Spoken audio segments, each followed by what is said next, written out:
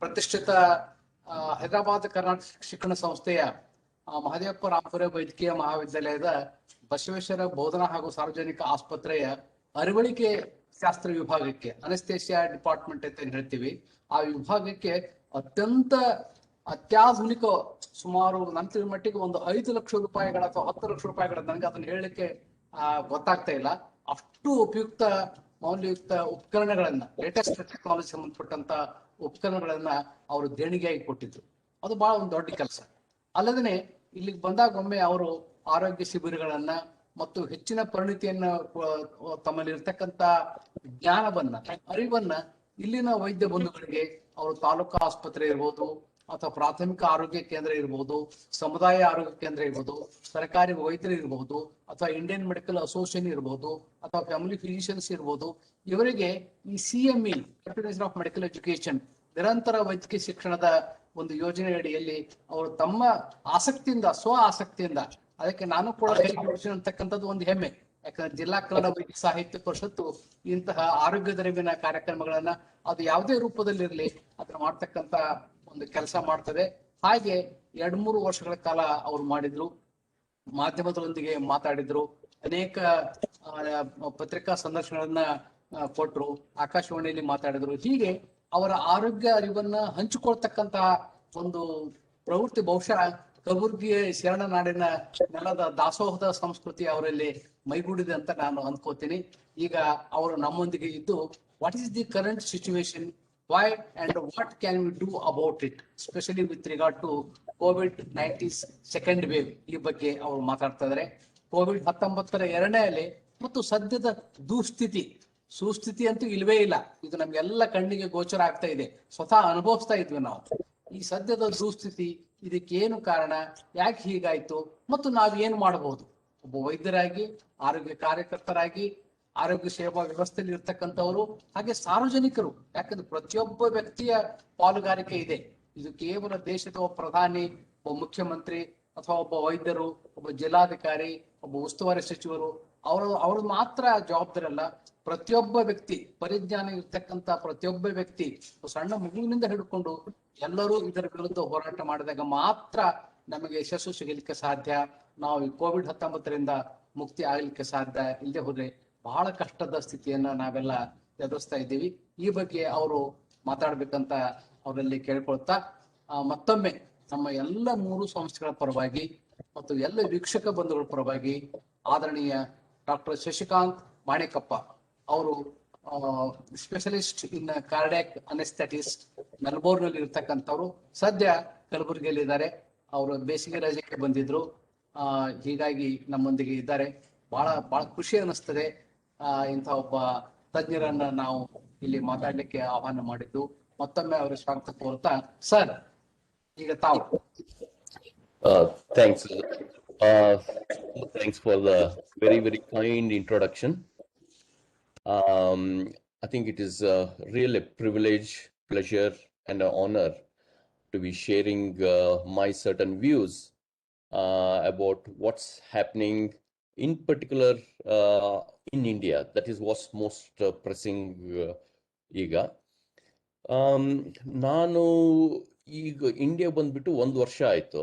Actually mother ಇದಕ್ಕಂತ ಏನೋ ಸ್ವಲ್ಪ ಆರೋಗ್ಯ ಇರಂತ ಬಂದ್ಬಿಟ್ಟಿದೆ, and of course I stayed back because I couldn't return. Since April 2020, I've been researching, looking at what's going on in this world, what is happening in India, plus ಹೇಗೆ ಏನು ನಡೀತಾ ಇದೆ ಎಲ್ಲ I've been following up, and I've been treating patients since May 2020. ಇಲ್ಲಿವರೆಗೂ Covid patients treat ಮಾಡ್ತಾ ಇದ್ದೇನೆ. I have seen the peak of first wave ಇಂಡಿಯಲ್ಲಿ. ಈಗ ನಾವು we hope it is peak and not beyond ಈ ಸದ್ಯದಲ್ಲಿ. ಸೊ ನಾನು ಈಗ I'm going to speak particularly about, first to start with, what is the situation which most of us are aware. What the situation is, but more pertinently, why did we land up in this situation and what can we do about it? Because ಯಾವಾಗಲೂ problems ಬಂದಾಗ It's okay. That is human nature. We all have problems in life. But when you have a problem, rather than brooding over what, all constantly about the problem, we have to find solution. And that's a basic thing. And only then we can come back to the straight line of our life. So, Iga, what is the current situation? India and the world. All of you are aware the exponential increase in the number of cases, whether you talk about USA, UK, and many parts of the world. And there was first Brazil, which was also leading. Unfortunately, India is on the top of the map at the moment. Um, when we look at the figures, there is often, I see, in the press release or something like that, about how they relate the total number of active cases versus the total number of deaths they are occurring. And then there is some sense of pride, and rightly so to some extent, that the fatality rate, what we call it in India, is much lower compared to the Western world. We have two sets of thinking. One is the Western world, who often, which I've been going through, like UK, majority of the UK and the USA thinking. And just for all the listeners, I'm part of the British ivermectin recommendation development panel. This panel consists of almost about 60 researchers and doctors from all over the world. And in February, we had a meeting to discuss about the role of one of this repurposed drug called ivermectin. And we looked at all the evidence. We looked at all the 18 randomized controlled trials. We call this as the BIRD group. And the BIRD group, we also closely work with the FLCCC in the USA. That is the First Line COVID-19 Critical Care Alliance.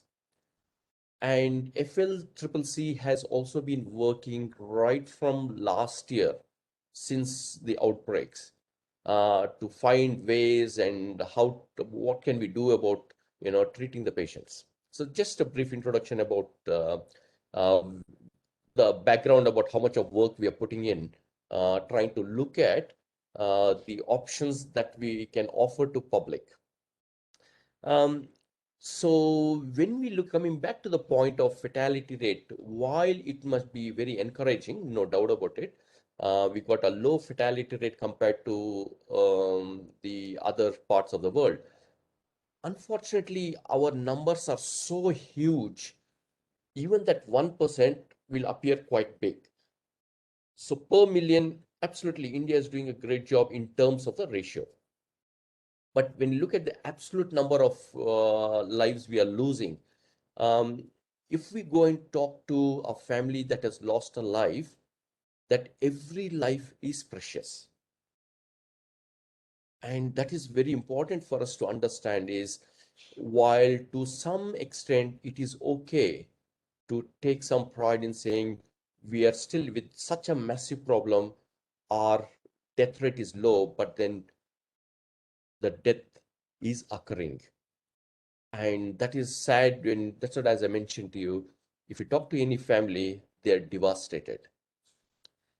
There is situation at the present moment, we are recording in India roughly around 4 lakh cases, new active cases per day. There has always been speculation all around the world saying, oh, that is a total underreporting. And that's the reason even the death rate seems to be less, and death rate also could be underreporting. Fine, always the ratio goes up. If there's underreporting of the number of active cases, imagine if there was about 10 times this. Some epidemiologists place it, oh, must be about 10 times, some 20 times, all sorts of speculation. That's not the point which people have to understand.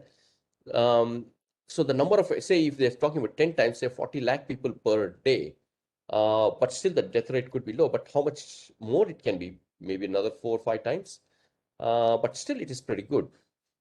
But why is that our rates look low? I think, as Hiremath sir was saying, everybody has done a commendable job in India. Every aspect of the emergency care and media, police, paramedical workers, sanitary workers, doctors, nurses, um, everyone name it, they're doing a great job. For a massive population of 1 point, nearly 4 billion, India is doing a remarkable job. And I must say that the governments all around have been doing what best they can. But the question we often have to ask is, as public, what are we doing? How can we help the public? It's not enough that we expect everything from the government. There is government who can provide all the facilities, backup, everything. Ultimately, it also rests with the uh, public. Um, So one is the situation as of now is really, really bad by any means. Because what is happening per day, imagine let's take as per the figures, 4 lakh new cases. What is our health resources? Infrastructure, you mean? We are all clogged up. There is at the moment current situation such that until some patient gets discharged, another patient cannot get into the hospital and who are in a critical condition. So I don't have to point too much about what else is the situation. Um, Certainly, if media can be helpful in mitigating the apprehension across India and around the world as well. I think there's bit some background noise somewhere. Can I request somebody to switch on their microphone, please? Sorry, I think because of that, somebody has turned on their microphone. That's all. Some kids, it's normal. Okay. Um, so what currently I can see even in Australian media, there is a huge criticism about the situation in India. They have absolutely no idea with this massive population, how management is not easy. And we also have to accept the fact that we got a huge illiterate population. To some extent, I must say, illiterate population could be a easier population to deal with because most of them if you say, put in a rule, you are supposed to go this, they don't understand, but they'll just say, okay, let's follow it. But what I see on a day-to-day basis, it's the literate population actually are a big problem.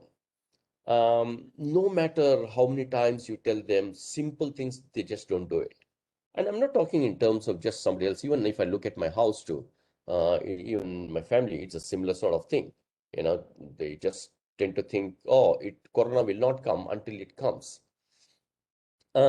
So when we compare our figures and the situation in India, uh, certainly we are in a very poor situation. Now the question is, why is this happening? All right. Let's get to the bottom of it. What is you all are aware that hospitals all around the world, all around India, even the COVID centers are full. And the next big news also is there is lack of oxygen supply. Now, every other state is now going to the court saying that center should provide this amount of oxygen to this state. Like you must have heard about Delhi constantly battling with the center or whatever, but we are not here to discuss about the political side of it. But I'm talking about the situation that what it is saying is that there's really shortage of oxygen everywhere in India. And talking about Gulbarga too, I know that every other doctor whom I speak to, they're saying in particular in private, they say, we are having difficulty with the oxygen supply, sir. We have no oxygen supply. Now, when we have a problem, it is not good enough if we try to just separate the problems. What we should do is identify what actually is the problem and why this problem has occurred, and look for the source of the problem. Okay, it's not like oxygen supply is short. So what do you do? Oh, because there is less number of cylinders. No, that's not the point. So obviously there are more number of patients requiring oxygen. And why is that we got more number of patients who require oxygen? What's happened to them? Why is that still majority of the population are still okay in their homes or wherever they are, and they're all without oxygen? We got about 4 lakh new active cases. All 4 lakh new active cases don't need oxygen. Majority of them don't. And what is happening? And why is the patients progressing to the level of requiring oxygen?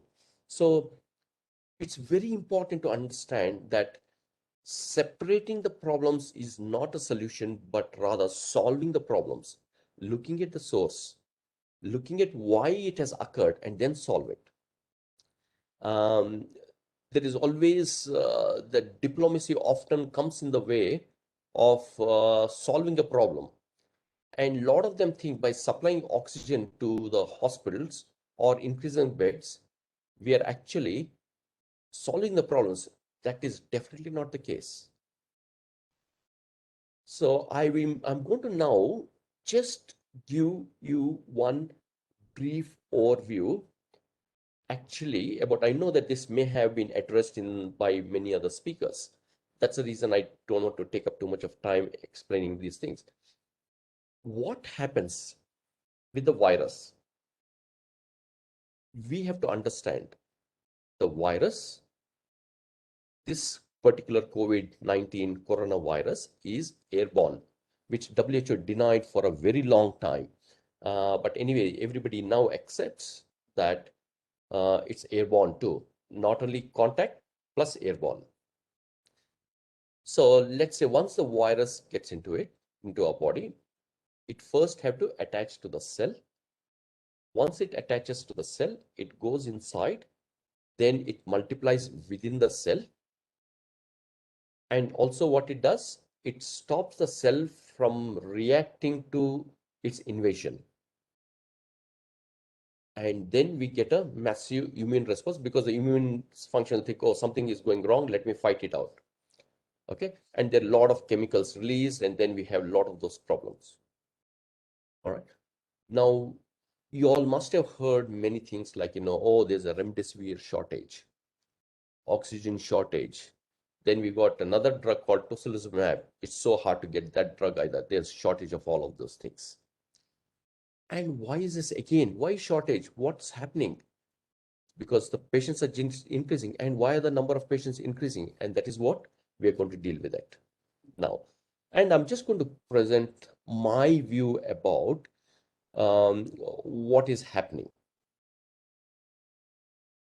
Key to any disease, forget about coronavirus, any disease, whether it's cancer, heart problem, anything. The key and the most important thing is early diagnosis and early treatment. With many of the diseases, early diagnosis good, even if there's a slight delay in treatment, still people tend to do well. As I said, whether it's cancer, heart disease, something. But there are some diseases that needs quick early diagnosis and a quick treatment. Okay. If you don't do that, there is very little window to catch up and you end up in a problem. And this is precisely what is happening with the current pandemic, COVID-19. it is normal once there is a virus, they change their form, what we call as their variants. In India, what we have now is about 3 variants. When the first wave started to die down, then suddenly we came across UK variants that percolated into India. So that's occurred in the UK. But again, we had people come in and go. That's, normal. You can't avoid those things. We can't blame anybody either. And then we had this massive UK variant, which caused many deaths in the UK itself. And this UK variant is highly virulent, means highly infectious. It's a deadly virus, the variant form. Then it further underwent mutation. We'll not worry about what's the number of the mutation. Doesn't matter what mutation. It's an Indian variant developed. That turned again to be deadly. And now the recent one they call is the AP strain, AP variant now. It's supposed to be about 10, 15 times more infectious than the Indian variant of the UK. And it is now found in Andhra Pradesh.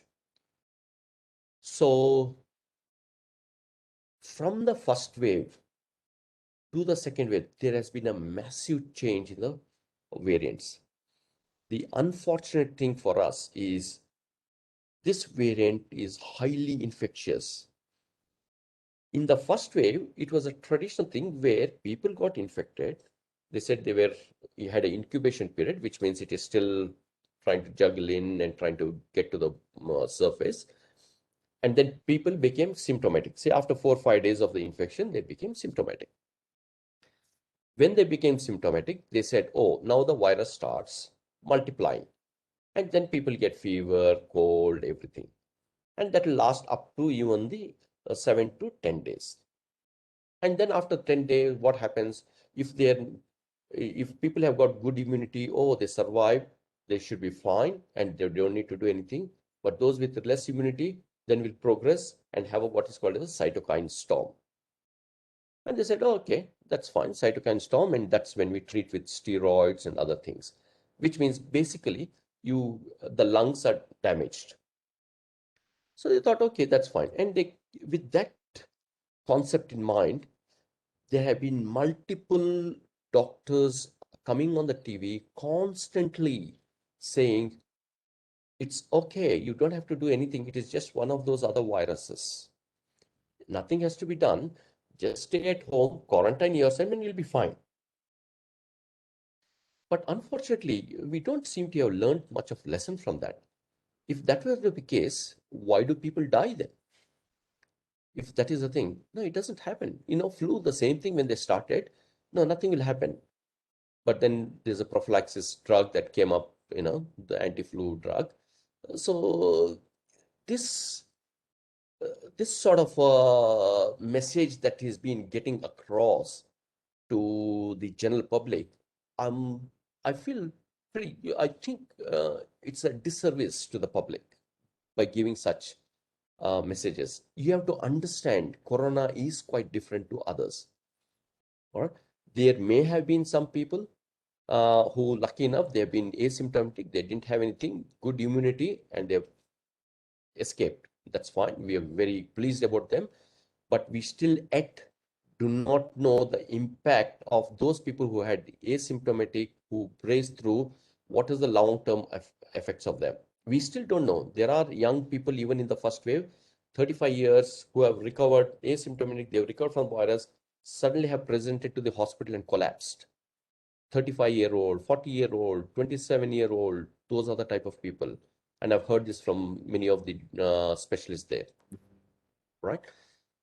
Now, when the second wave, they recognize that it is highly virulent, which means highly infectious, and still the statements haven't changed, which is such a pity. I still see the doctors, I'm not sure how many of them are actually seeing mild cases.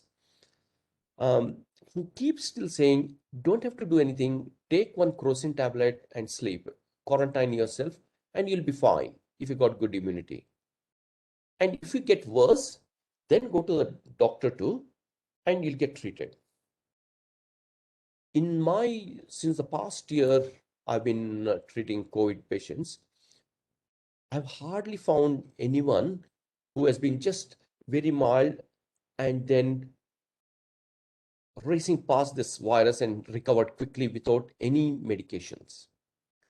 They, many of them have been needing some amount of support. So second wave, unlike the first wave, there was some breathing space. So generally when they got symptoms, to get worse, they took another 4 or 5 days when they were not treated to, and then went up in problems.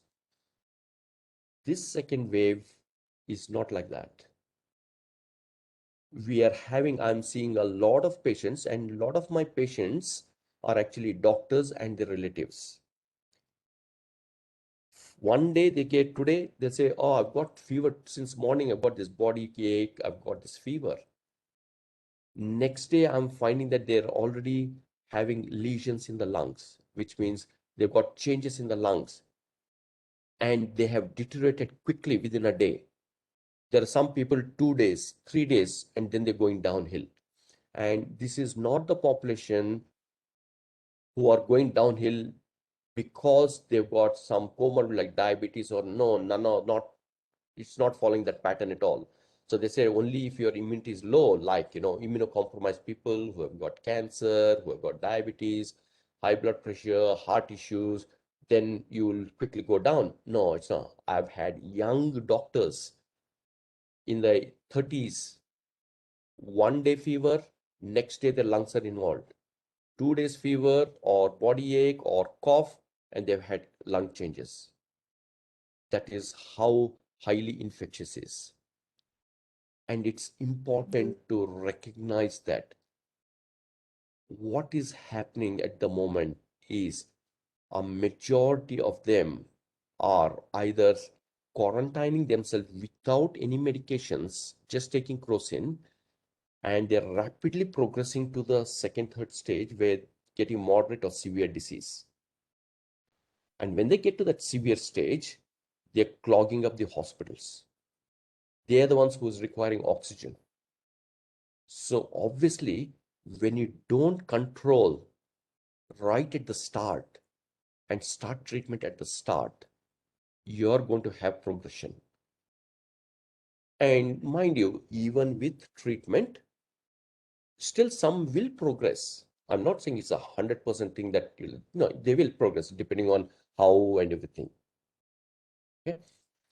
And this is what's happening, and that is what is clogging our entire hospital infrastructure in all over India, because of this belief that nothing will happen in the initial stages, which I absolutely differ from every person who is coming onto the TV and giving such advice, saying that just quarantine, nothing will happen. And that is a major issue. There's a second aspect. I have come across hundreds of prescriptions, and they are following the similar prescription as they have given in the first wave. That is clearly not working,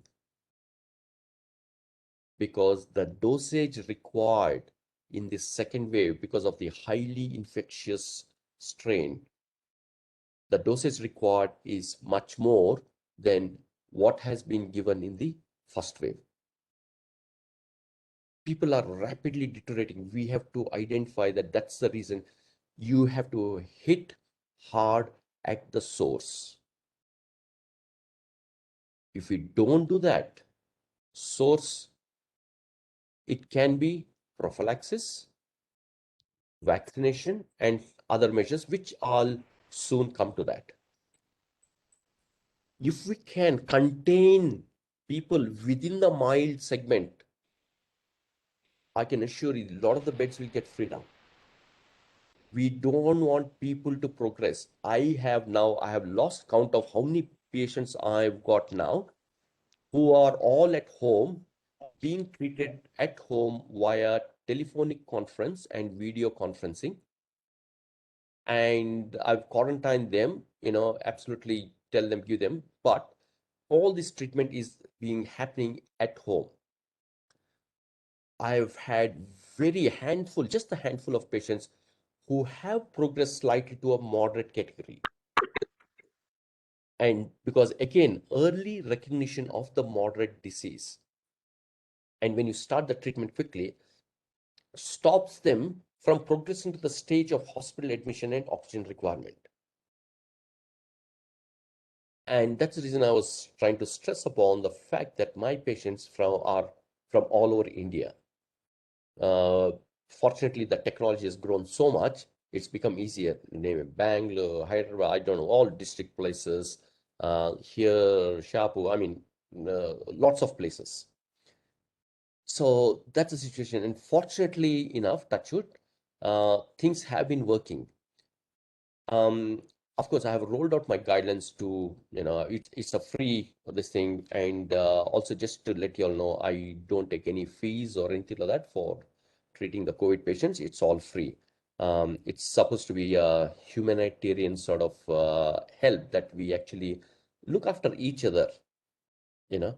The way I always tell doctors, the way to look at is if we can keep as doctors the public safe and they are not got the virus in, even our family is safe when they go out. So I tell to them, look at in this manner, and then our resolve is to um, money comes and goes. I mean, there are a lot of things that are in picture about money and this, that. That's fine, you know. Hospitals, of course, can't run without funding. You have to, everybody has to contribute. There's no way. But I'm talking in terms of if anybody is able to, doctors, community, if they can do anything over the phone or something and treat, please do that. It'll be very helpful. Uh, just to let you know, my phone starts in the morning 8 to 9 and doesn't stop until midnight. And I have told some of the really some patients that look between 5 to 7 today, I will not be available. But that's how I organize myself. So please do whatever your bit and not worry about the amount of people, pharmaceutical industry or something, how they are into so many scans, treating people. Let's not worry about wow, other people who are doing what. The authorities can look into that. But as an individual, we do what we can and be truthful to ourselves. That should be the aim. Anyway, so my strong belief is that because we are not stopping, not detecting the disease early enough, and even after detection of early this thing, we're not treating right at the start. And even if we have started treating, are we giving the correct dosages of the drugs that people need? And I'll give you an example about some of the other things. They will all progress. And we'll still have clogging of the system. No matter how many oxygen cylinders you give people, no matter how many hospital beds you open up, it is not going to be enough at the current rate. Imagine adding 4 lakh new active cases per day. We are going to be in we are in a crisis, no doubt about it, but we are going to lose a lot more lives if this continues and we don't stop the source. So I'm hoping that I'm given a bit of an overview about why we have landed in this situation. There are some of the outside other areas. I spoke specifically about the medical side of it in this thing. Large gatherings, and it doesn't matter what sort of gathering, anybody's gathering. The reality is when you've got a big gathering outside home or even within the 4 doors, it is going to spread quickly. Lower the humidity, virus just loves it. It just enjoys the low humidity and it'll just multiply like anything. And so we have to be mindful about that. And unfortunately, unless we are responsible citizens, we ourselves have to stop gathering around. No matter how much this thing, still it occurs. We have to close our doors. Individual houses should just close doors to any relative, anybody, unless it's an emergency. Say, unfortunately, just for your health, you're not welcome to come to the house or visit or come and have a chat. Because even within the house, not everybody has got a luxurious, space inside their house where they can maintain a distance and those sorts of things. So I think the need of the hour is, regardless, even without a lockdown or without government advice, as a public and good citizens, I think the onus is also on us to be responsible enough and take the due precautions. You're seeing a lot of the things in TV saying avoid gatherings, avoid gatherings. And I know that contrary, suddenly you get it when there's don't too many people, it cause problem, and then you suddenly see massive amount of gathering in another place. Yeah. So second, mask. In fact, because unfortunately my mom did contract, she's good now. She's fine. She's come out of the corona thing, and but I still get all my family members in the house to wear a mask even before they can go near my mother to actually serve food. At all other times, they are expected to maintain a distance. Fortunately, we are in that position that we do have that space.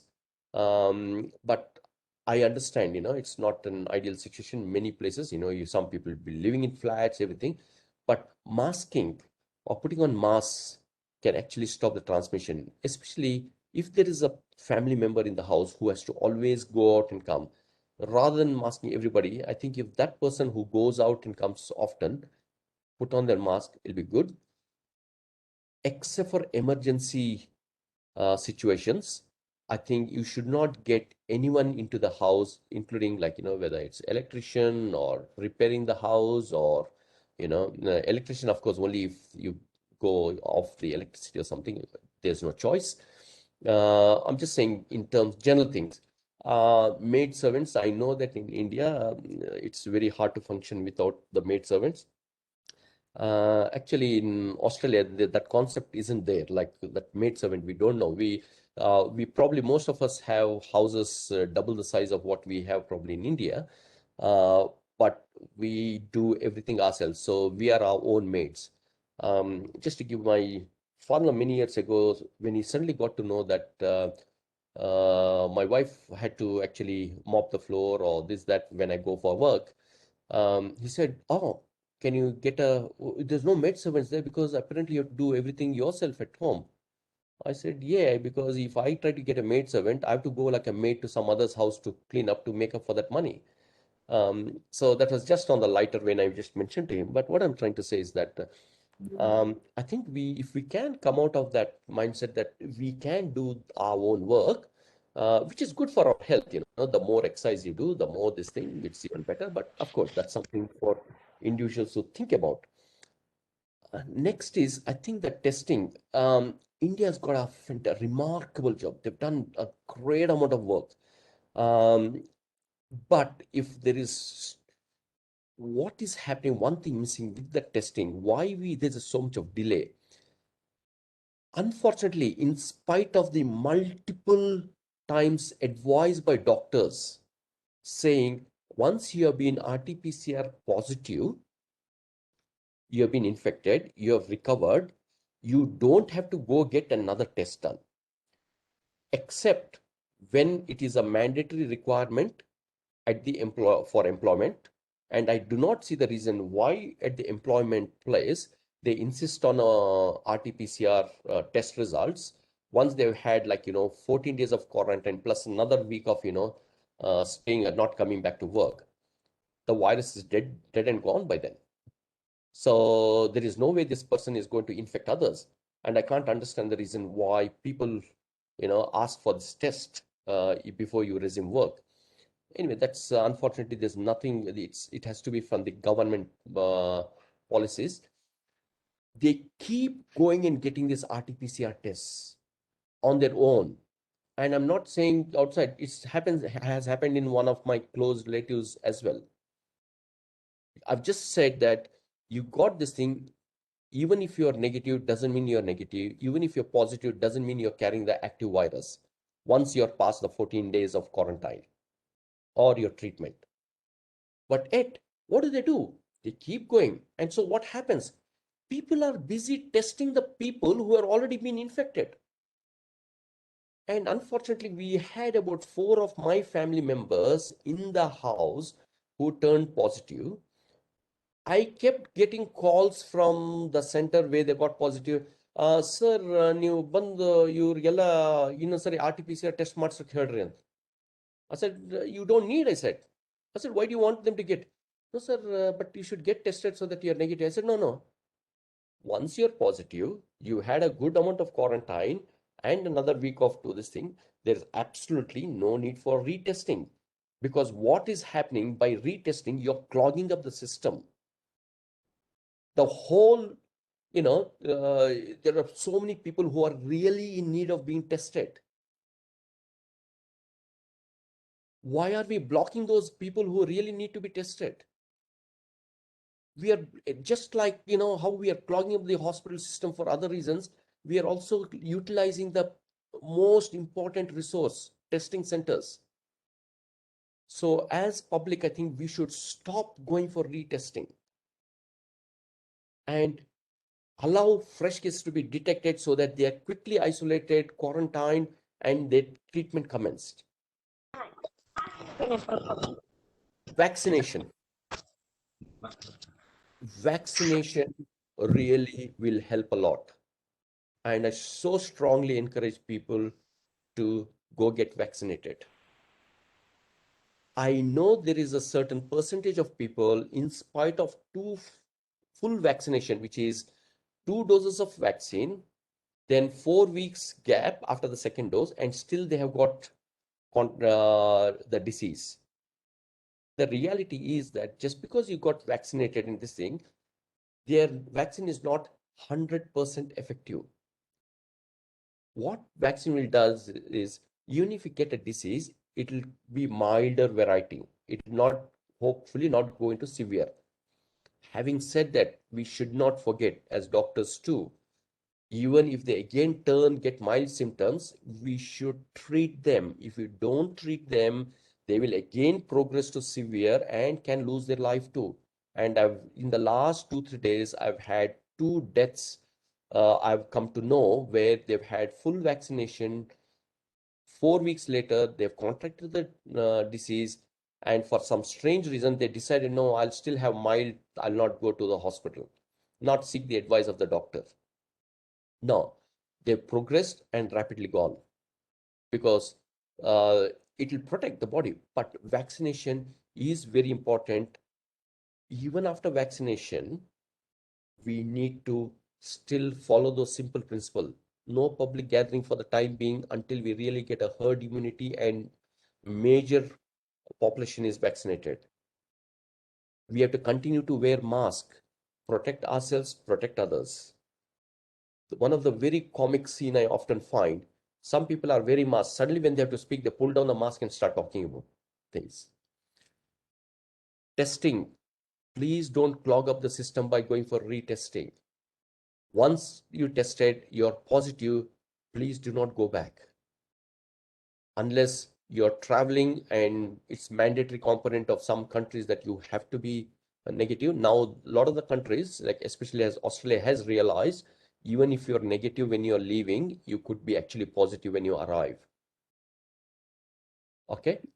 And we know there's a high degree of false negatives. What it means, even though you're positive, the RT-PCR can come as negative. So when it is negative, don't attach any importance to it. When the RT-PCR are positive, you have to attach importance. If it's the first time. But if you have recovered, quarantined, and you still turn positive, it is just the dead viruses. So please don't go for testing. You can free up the space, okay, and continue vaccination. So I've come to one part of what are the other things that we, as responsible citizens, we should be doing. The next step, of course, is coming. What else can we do? For what? One, what's the aim of what else can we do? What else can we do? One is to reduce the number of cases. And some I've already gone through: avoid public gatherings, masking, testing, vaccination. Okay. And what else can we do to reduce the incidence? I'll talk about that. Second, what else can we do to stop admissions into the hospitals? What else can we do to avoid the need for oxygen? This is what's important for us. Regardless of the vaccination status, everybody has to follow those precautionary measures. And I've told this quite a few times now. Now, we had very good deliberations about prophylaxis. Can we give some medicines to have that medicine as a vaccine-like effect? And what medications are they? Then why is it required? People may ask, I'm vaccinated, so why do you need additional precautions? Because all vaccines are not 100% protective, and even if they generate antibodies, the virus could be very strong like the current wave, and still we could have problems. And that's why it is double shielding ourselves. That is what we need, a chemoprophylaxis that has been tested. There is, just for the interest of general public to, of course, doctors who are here, Declaration 37 of Helsinki Declaration. What it says is, this declaration, this Helsinki Declaration, the number is 37 declaration, everybody can have a look at it. It was the statement made or a declaration made by the World Medical Association at their meeting, and several times it has been revised. What it actually says is, if there are no proven interventions, it is okay to use unproven interventions, of course, with the consent of the patient, and if it is in the belief of the physician treating the patient that it could save the patient's life or mitigate their suffering. And this is a very clear-cut, beautiful statement, a common sense statement made by the World Medical Association. All right. What is happening, the whole this thing to the current scenario across the world is ignorance of this particular statement by the big, huge bodies, including, NIH, FDA, NICE or whatever in the UK, those bodies and other bodies.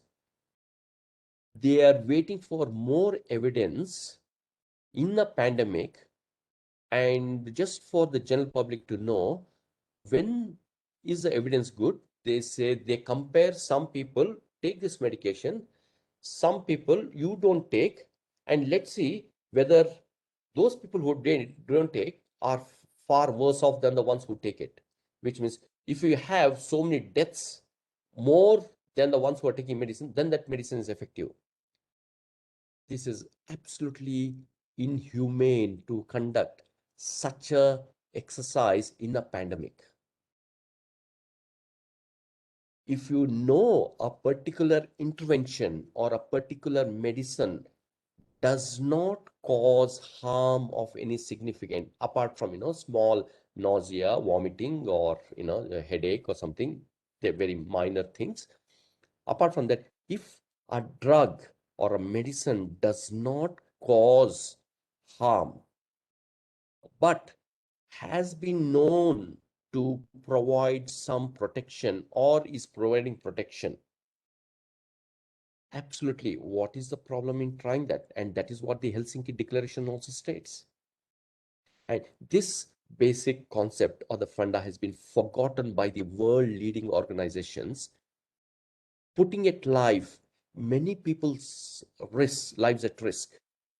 Many people, unfortunately, have lost their lives.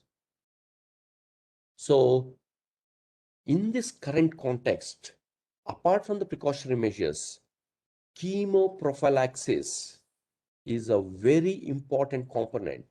And I I have been on the radio show with the Ireland radio show where I was invited along with Dr. Corey, who is the actually the president of the first line COVID critical care association in the India in USA, then with the Ireland General Physicians.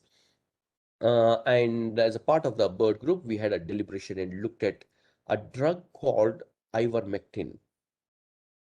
None of us who are actually advocating that patients should have ivermectin have got any shares nor any interest in that manufacturing company, or we don't know absolutely. I still don't, apart from the fact that, this was first in Ireland manufactured and found out in Ireland. Apart from that, absolutely no idea. None of us know about this thing. But the problem is, I think it's a very cheap drug. Unfortunately, the pharmaceutical industry, I've seen from the time it was 20 rupees for one tablet. Now, today, on discount, if you get to go buy from a wholesale dealer, then you get for 30 rupees, or it's gone up to 42 rupees per tablet. And I can't even believe that people, try to make so much of money in a pandemic when people are losing lives. Anyway, there are some things which we can't change, and we'll not worry about the things we can't change. We'll leave it to the authorities and the conscience of the people who are doing it. So, ivermectin, this was deliberated in the UK and this thing, and 60 doctors and researchers from all over the world, we were invited and looked at the evidence. I think about 3 days ago, May 3rd or 4th, a paper has been published convincingly showing that ivermectin can be safely used as a prophylaxis and for treatment. India has been one of the best countries actually who have been using ivermectin right from the first wave. And India is one of those countries, the doctors have been one of the most sensible and responsible people. I'm not saying this because I'm a doctor, I'm trying to defend my doctor. Just saying as it is, as I see, since the time I've been in India, so like for 1 year now, I've been very sensible, and they've been using this drug with good effect in the first wave. What's happened is a lot of the doctors haven't still recognized that the dosage that was used in the first wave is actually not helping in the second wave.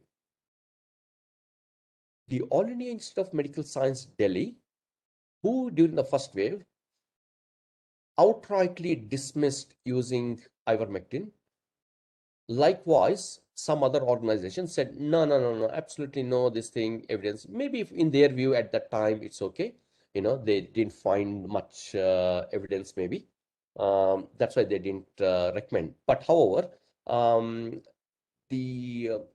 what I must say, the autonomy given to the doctors is, and that's why India is really a democratic country, that they don't clamp down on doctors saying, no, you don't, administrator said, you don't prescribe this or you don't prescribe. I know there have been some with regard to remdesivir, which is unfortunate, but that's been looked into.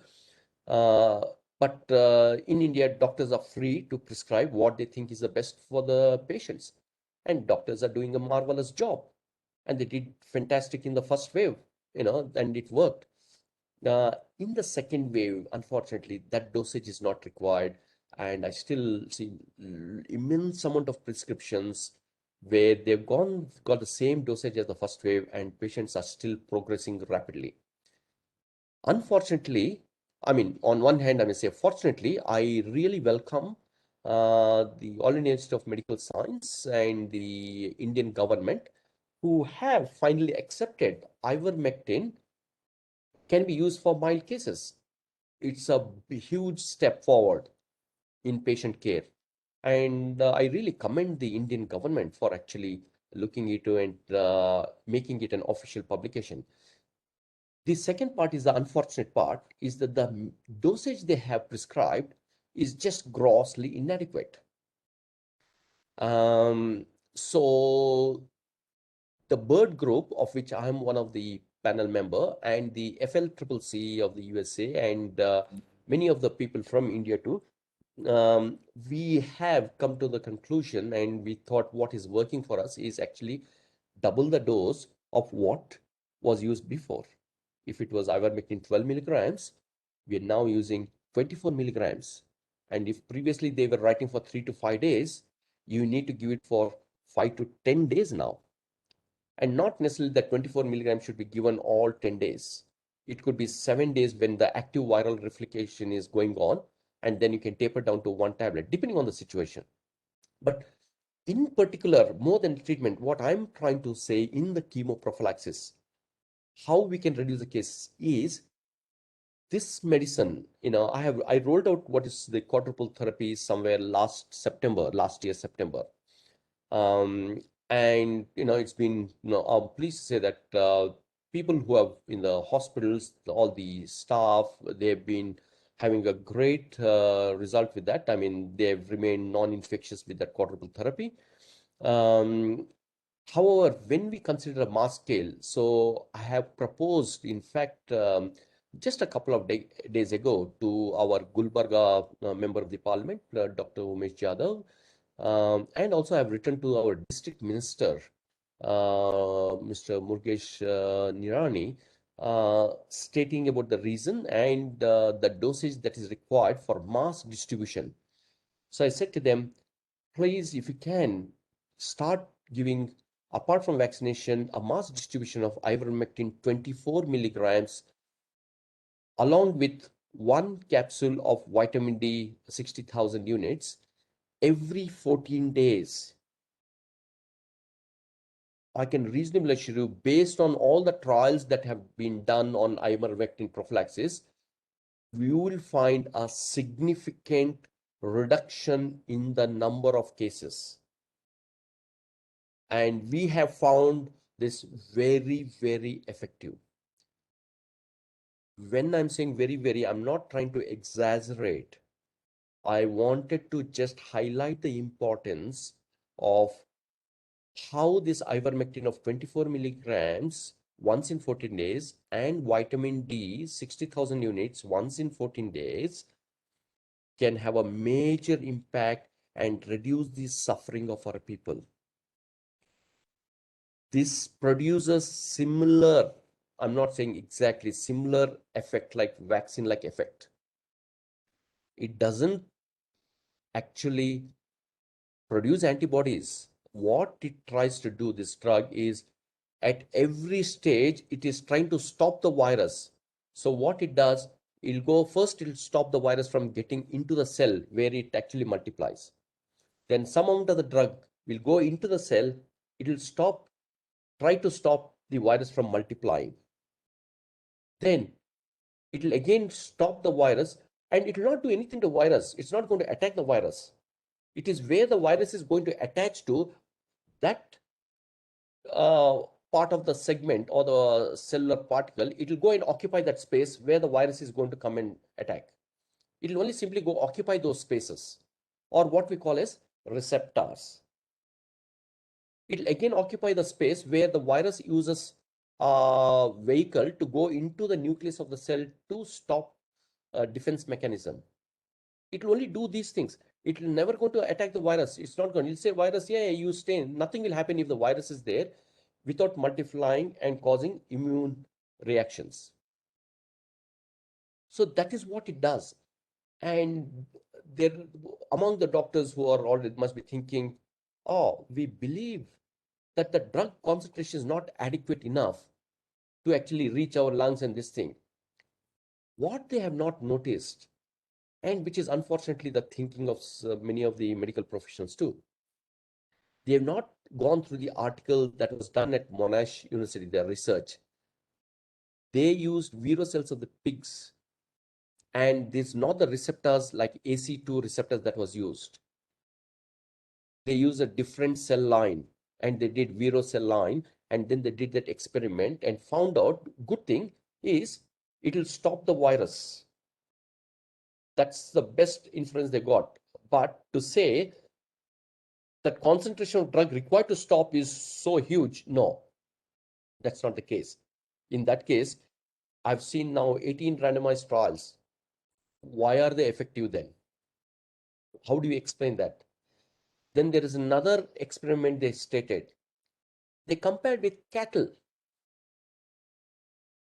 Cattle has got a cardiac output of 25 to 56 liters per minute. And in that cattle, they say if you give ivermectin to that cattle, this is the amount of drug it takes to actually reach that concentration in the lungs. Our humans, our cardiac output, when I say cardiac output, it is the amount of blood that is each second is ejected out of the heart. Ours is only 4 to 6 liters on a general note. And to compare our system with a cattle, which has got a cardiac output of 25 to 56 liters, it's again an error. But the unfortunate thing, some people just take those small bits, top things, and just project.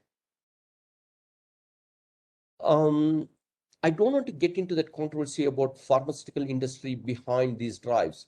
That's not the aim of my talk here.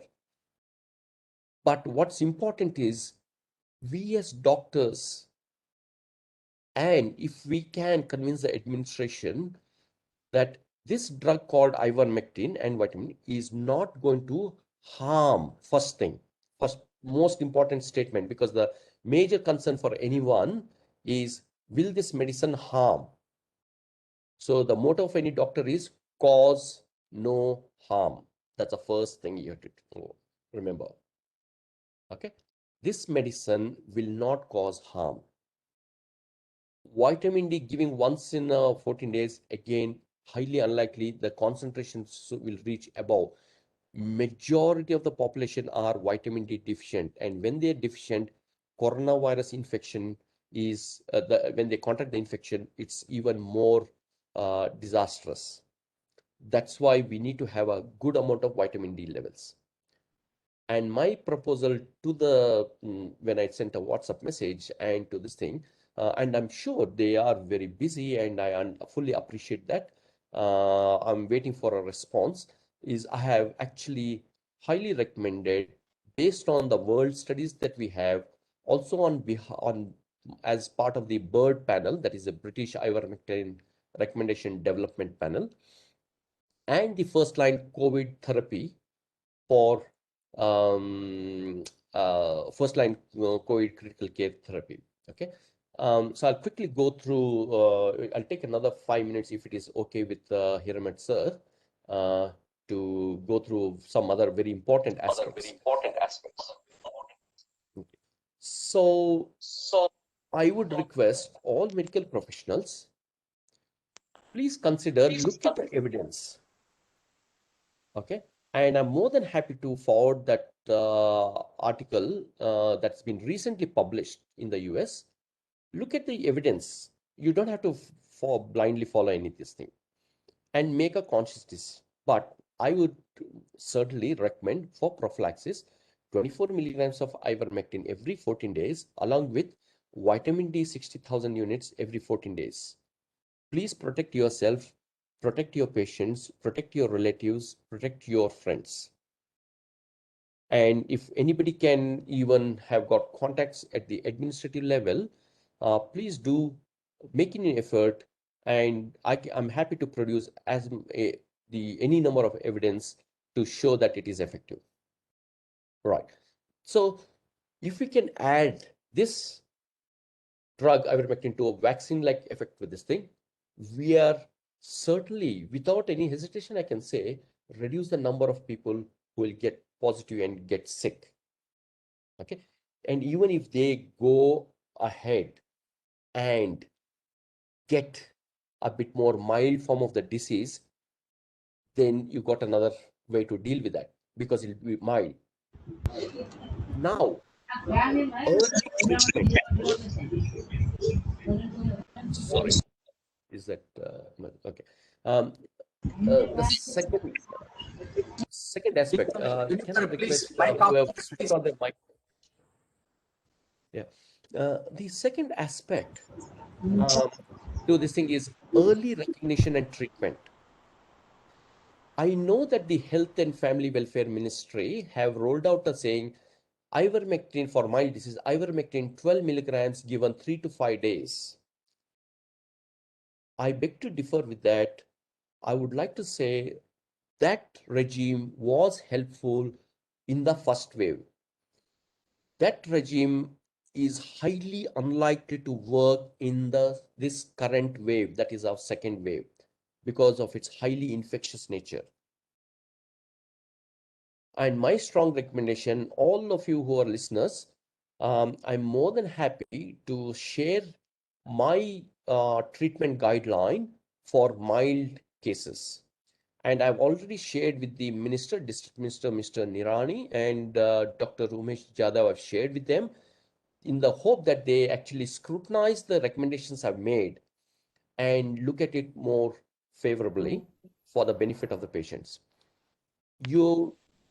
Anybody who develops fever, cold, body ache, cough, dry cough, whatever it may be, any symptom weakness, please, without waiting to test or without waiting for more, giving symptomatic treatment, immediately, please start on the treatment straight away. The moment if you get a phone call, somebody says, sir, I've got this problem, or whatever related this thing, I'm feeling a bit feverish only since morning. Please roll out ivermectin 24 milligrams, a minimum of 5 days. There it comes as a 12 milligram tablet. It's 2 tablets that you have to take. And as I say, I will share my guideline with Hiremath sir, Dr. Shashikanth sir as well. And you're most welcome if you want to. Please access that, because in the second wave, I have found that to be highly effective. And normally within the 24 hours, without a paracetamol, patients don't have fever. Normally, I'm not saying 100%, it's normally the case. Start the treatment. The reason I'm saying start the treatment is none of the medications that I have written are known to cause harm. There is one among those medicine which is known as the anticoagulant. What it means, anticoagulant, is it stops the blood from clotting. The hallmark of the coronavirus is that as soon as it infects a person, it induces a broad body-wide changes in the clotting system of our body. When it induces changes for the clotting system, unfortunately, it is not towards more bleeding or blood thinning effect. It causes or promotes clotting. As a result of that, it will glow and block the blood vessels that are supplying the lungs and other vital areas. And you may have heard a lot of doctors look right for D-dimer test and then prescribe for blood thinning medication. In my practice, as soon as I know somebody has got the symptoms, I straight away, a minimum is aspirin what I put, but I also put this blood thinners, like, unfortunately they are expensive, that cannot be used for, low socioeconomic condition people, because they're quite expensive medications, like rivaroxaban or apixaban. I understand the limitations. I'm aware of it, that the general public may not be able to afford that medicine, and there could be shortage of that. At least start on aspirin, that is very cheap. And if somebody can afford, you can, give that medicine, and that is also included. But in a prophylactic dose, if somebody is infected this thing, it's unlikely to cause any major issues unless those medications, they've got some other problems. And I'm more than happy at the end of, I'll take another couple of minutes, and end of this thing, I'll just say what are the routine medications that I prescribe for anybody who just becomes symptomatic, which means anything fever, cold, cough, anything. And I'll say that. And also, I'll be forwarding that recommendation to Hiremath sir and Dr. Shashishekhar sir as well.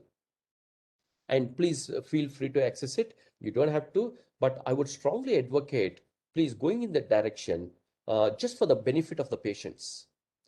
And the way I've devised this thing, I looked at the properties. They're again unlikely to cause any major harm to anyone. Rather, they'll benefit a lot. So this is what we say, early detection by symptomatic. Now they have introduced, I'm glad about it, their syndromic approach, or the symptomatic approach is what the government has rolled out before getting the test.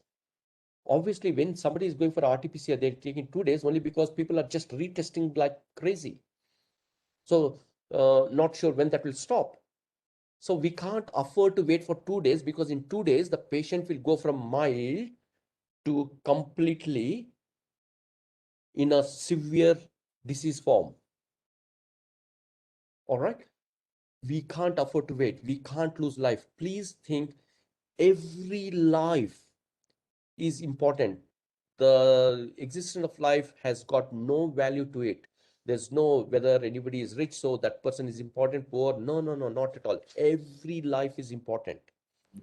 And our job, one as a medical professionals, of course, and as a general public in this thing, our job is to make sure in a pandemic situation, we look after each other. When I say look after each other, look after in such a way that you don't go near each other. Stay away from each other, put on mask, but over the telephone, you can advise people, you can share the things, you can do things, encourage people to take vaccination, ask them to follow the government rules. Don't hassle the police people who are on the roads, poor fellows. They are doing such a fantastic job. How many can they keep clamping down? They don't have to be caning people to stop them from coming out. We all have to be responsible ourselves. Media people are out there giving us the news. Think about them and their family. They're risking their life for our sake, and presenting the data or this thing. Of course, I would like to, take this opportunity. I would like to really request the media, please do not put on very tragic scenarios on the TV, this thing where people are crying. It is not fun to see them crying or with the bodies in there. There are so many things. It is a tragic event, I understand. Let us not glorify the tragedy. Rather, let us concentrate on how we can help each other. There should not be anything about difference of opinion in a pandemic. And then the second aspect, apart from early treatment detection, for in particular doctors, I want to just say that if somebody after starting in a good dose, like a 24 milligram of ivermectin, say after 3 days, they're all doing fine, and suddenly they again get back the fever. What it indicates is, unfortunately, it may have progressed, and it can happen in few of them. It's not, as I said, it's not 100%, but it's effective in majority of the cases. And in the small number of people who do progress a little bit because of several factors, immediately recognize. And I found in my experience, when I scan them, the return of fever after they've been good for 2-3 days is actually indicates the lungs may have got involved. Quickly scan them. And if there is any lesion, I tell CT severity of more than 2/25, please do not wait for them to go to a dying position and then start treating. I have seen these guidelines issued by the Western world. What do they say? Unfortunately, I differ hugely from them. They say once the patient's saturation goes down and he's breathless, that's the time you give this medicine, that medicine. No, please, it doesn't work like that in real life. I can say you with all certainty, I have now treated hundreds and hundreds of patients. The moment they have a lesion in the lungs, that's what I call changes in the lungs, ground glass opacity, a common term used by the radiologists when they give their report, take it very seriously before they actually go downhill, which means depending on the severity, you can actually use steroids. They have already entered the pulmonary phase. Pulmonary phase does not mean this person oxygen level is down, that's why it's pulmonary. No, If you don't say that, somebody's got a cancer in the lung, oh, it's a small lesion. Oh, so it's not really, lung involvement is not much, so let's ignore that. You don't say that. You say, it is a cancer, it will start spreading if you don't treat that. Likewise, what it says when you see the shadow on the lungs, inflammation has occurred in the lungs means it has gone into the lungs now. Because it has gone into the lungs, now this person has again got back the fever. He was fine and suddenly he's got back the fever. What it means, similar like a cancer or something, if you don't treat it, it will progress. Of course, it will take quite a bit time in cancer, but here there is no time. It will progress from, I have seen literally with some of the doctors who are been my patients, from 2 out of 25 severity, and who have been seeing somebody else and suddenly found in 2 days time, it's already 10 out of 25. Why? The doctors, some said, oh, it's a small this thing, don't worry, it'll be fine, you don't need steroid now at this time. I said, that's the biggest error to make. Of course, when it is a smaller lesion, which means the inflammation is small, you need a much smaller dose of the anti-inflammatory dose. So you don't have to give 40 milligrams of methylprednisolone twice a day in that case. Yes, you can reduce whatever steroid which you believe or you use. Generally, I say about methylprednisolone because that's got the best evidence so far showing it's got good penetration to the lungs. All right. And that's the reason I use methylprednisolone. Of course, if that's not there, dexamethasone is there, other steroids there, but the dosage required at a lower severity is different to when it gets higher. If we cut that virus's effect, like inflammatory effect, right at the initial stage in the lungs, they will not progress. What it means, they don't need to end up in a hospital. What it means, they do not need oxygen further. What does that mean? We don't need this massive requirement for oxygen. So when we look at the whole concept of it, why are we having this huge crunch? This was not there in the first wave, but we have this in majority in the second wave. First wave, there was some amount, but not to this scale. How can we stop these things? How can we get people getting more sicker?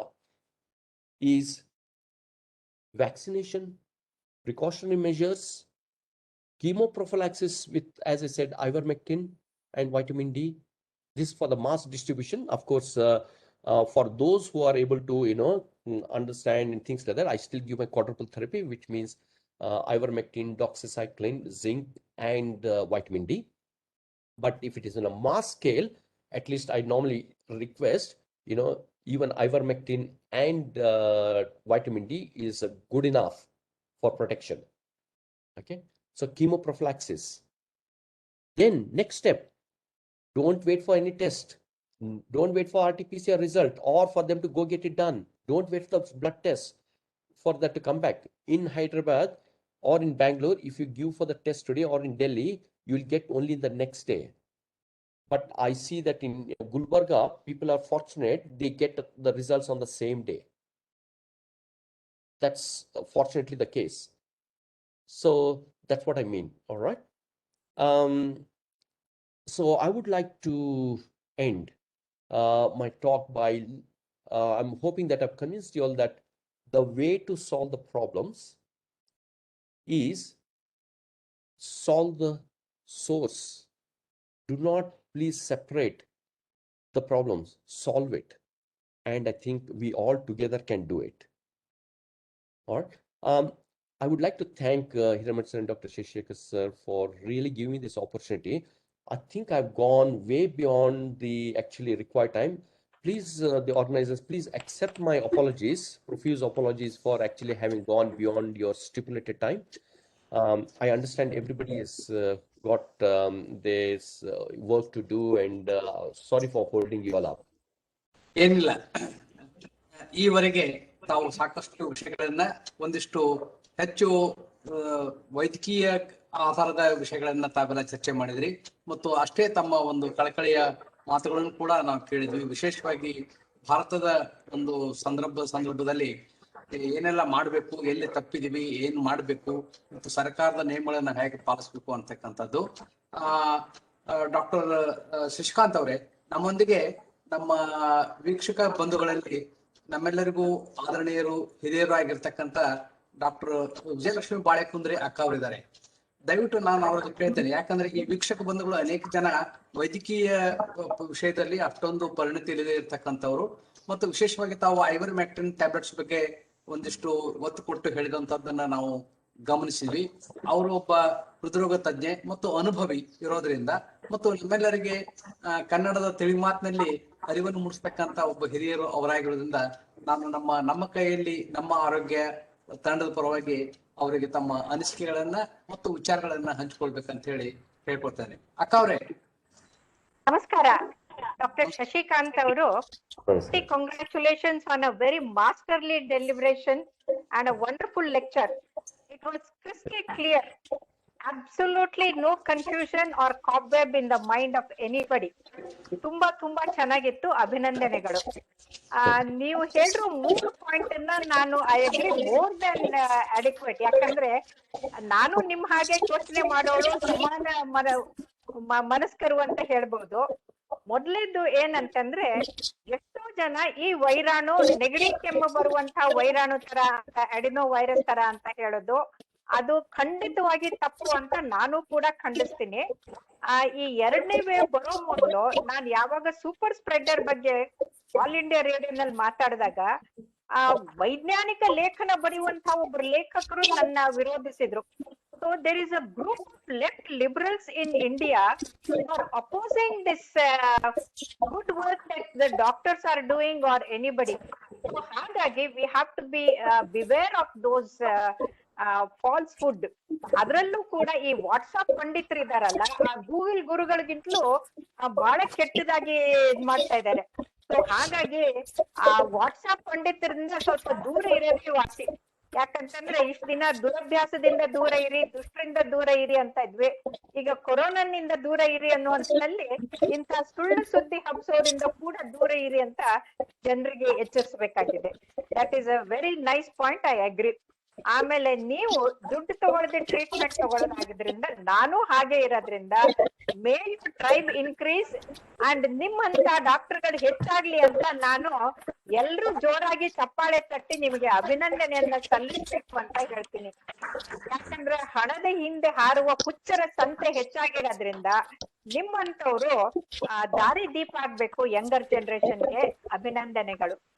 3 ನೀವು ಹೇಳಿರೋದು ಇನ್ವರ್ಟಿನ್ ಪ್ರಕಾರ 10 milligrams ಮೊದಲು ಬಂದಿತ್ತು, ಈಗ 24 milligrams ಕೊಡೋದು, and that has to be good. ಈಗ ಎಲ್ಲರೂ zinc ಮತ್ತೆ ವೈಟಮಿನ್ ಸಿ ಕೊಡ್ತಾ ಇದ್ದಾರೆ. Vitamin D is equally important. So ಹಾಗಾಗಿ you have highlighted that point. ಯಾಕಂದ್ರೆ ನಾವು ನೋಡಿದೀವಿ, ಹಾರ್ಟ್ ಟ್ರಬಲ್ ಇರ್ಲಿ ಯಾವುದೇ ಇರ್ಲಿ, ವೈಟಮಿನ್ ಡಿ ಡೆಫಿಷಿಯನ್ಸಿ ಇದ್ರೆ the disease process is much more.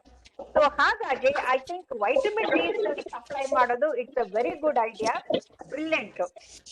ನಿಮ್ಮ ಸೇವೆಯನ್ನ ನೋಡಿದ್ರೆ ನನಗೆ ಸರ್ವಜ್ಞನ ವಚನ ನೆನಪಾಗುತ್ತೆ. ಆ ದೇವ ಈ ದೇವ ಮಹಾದೇವ ನೆನಬೇಡ, ಆ ದೇವ ಈ ದೇವ ಮಹಾದೇವ ನೆನಬೇಡ, ಓನದ ಸಕಲ ಜೀವಾತ್ಮರಿಗೆ ಆದವನೇ ಮಹಾದೇವ ಅಂತ. ಸೊ ಹಾಗಾಗಿ ನೀವು ಮಹಾದೇವನ ಹಾಗೆ ಕೆಲಸ ಮಾಡಿ ಜನರ ಸೇವೆ ಮಾಡ್ತಾ ಇರೋದ್ರಿಂದ ಸತ್ಯ ಶುದ್ಧ ಕಾಯಕಕ್ಕೆ ನಾವು ಶರಣಾರ್ಥಿ ಅಂತ ಅಂತೀವಿ. ನಮಸ್ಕಾರ. ನಮಸ್ಕಾರ, ಥ್ಯಾಂಕ್ ಯು. ನಮ್ಮ ವಿಜಯಲಕ್ಷ್ಮಿ ಅಕ್ಕ ಅವರು ನಮ್ಮೊಂದಿಗೆ ಇರತಕ್ಕಂಥದ್ದು, ನಮ್ಮ ವೀಕ್ಷಕ ಬಂಧುಗಳಲ್ಲಿ ಇರ್ತಕ್ಕಂಥದ್ದು ನಿಜಕ್ಕೂ ನಮಗೊಂದು ಆನೆ ಬಲ ಇದ್ದ ಹಾಗೆ. ಯಾಕಂದ್ರೆ ಅನೇಕ ವಿಶೇಷವಾಗಿ ಇವತ್ತು ಡಾಕ್ಟರ್ ಶಶಿಕಾಂತ್ ಮಾಣಿಕಪ್ಪ ಅವರು ಪ್ರಸ್ತಾಪಿಸಿದಂತ ಅನೇಕ ವಿಷಯಗಳು ಬಹಳ ಅಕಾಡೆಮಿಕ್ ಆಗಿನೂ ಇದ್ದು, ಮತ್ತು ಅತ್ಯಂತ ಸರಳ ಭಾಷೆಯಲ್ಲಿ ಅವ್ರಿಗೆ ಸ್ವಲ್ಪ ಕನ್ನಡದಲ್ಲಿ ಸಲೀಸಾಗಿ ಮಾತಾಡ್ತಕ್ಕಂಥದ್ದು ಇಲ್ಲದೆ ಇರೋದ್ರಿಂದ ಸರ್ ಅವ್ರು ಮೊದಲಿಗೆ ಹೇಳಿದ್ರು. ನಾನಂದೆ, ಮಾತಾಡಿ, ನೀವು ಇಂಗ್ಲಿಷ್ದಲ್ಲೇ ಮಾತಾಡ್ರಿ, ಇಂಗ್ಲಿಷಲ್ಲೇ ಮಾತಾಡಿದ್ರಿ, ಒಟ್ಟು ನೀವು ಮಾತಾಡ್ಬೇಕು ಅಂತ ಹೇಳಿ ನಾನು ಅವರಿಗೆ ಆಗ್ರಹ ಪಡಿಸಿದ್ದೆ. ಬಹಳ ಚೆನ್ನಾಗಿ ಮಾತಾಡಿದ್ರು. ಮತ್ತು ತಾವು ಕೂಡ ಈ ಒಂದು ಅವರಿಗೆ ಒಂದು ಶಭಾಷಿಗಿರಿ ಏನ್ ಕೊಟ್ಟಿದ್ರಿ, ಅವರನ್ನ ಮಹಾದೇವನ ಒಂದು ಇದಕ್ಕೆ ಹೋಲಿಸಿದ್ರಲ್ಲ, ನಿಜಕ್ಕೂ ಮೆಚ್ಚುವಂತದ್ದು.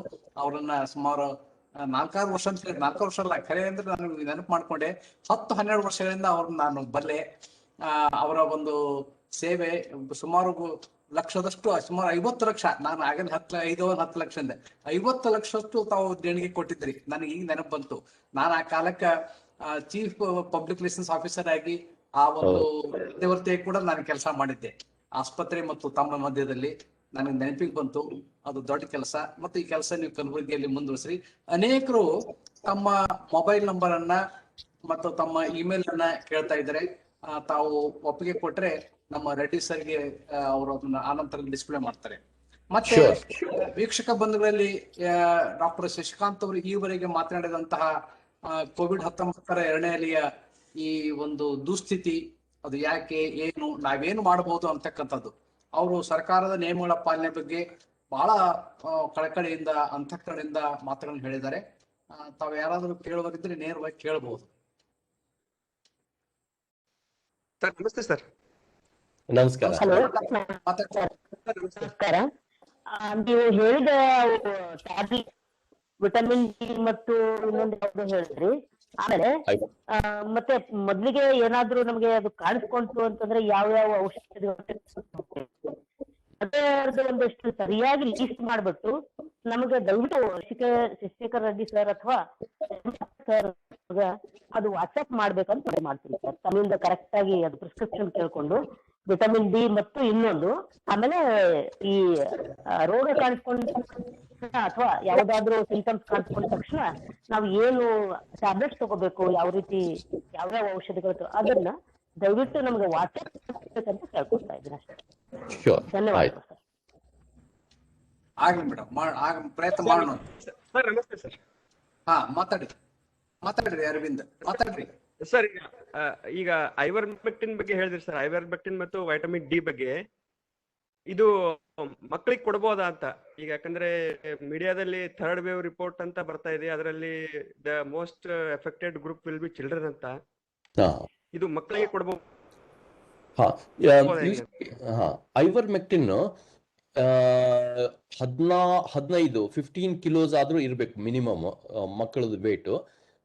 15 ಕಿಲೋಸ್ ಮೇಲಿದ್ದವ್ರ ಮೇಲೆ ಏನು ಹಾರ್ಮ್ ಇಲ್ಲ ಅಂತ ಆಸ್ ಪರ್ ದಿ ಎವಿಡೆನ್ಸ್ ಇದೆ.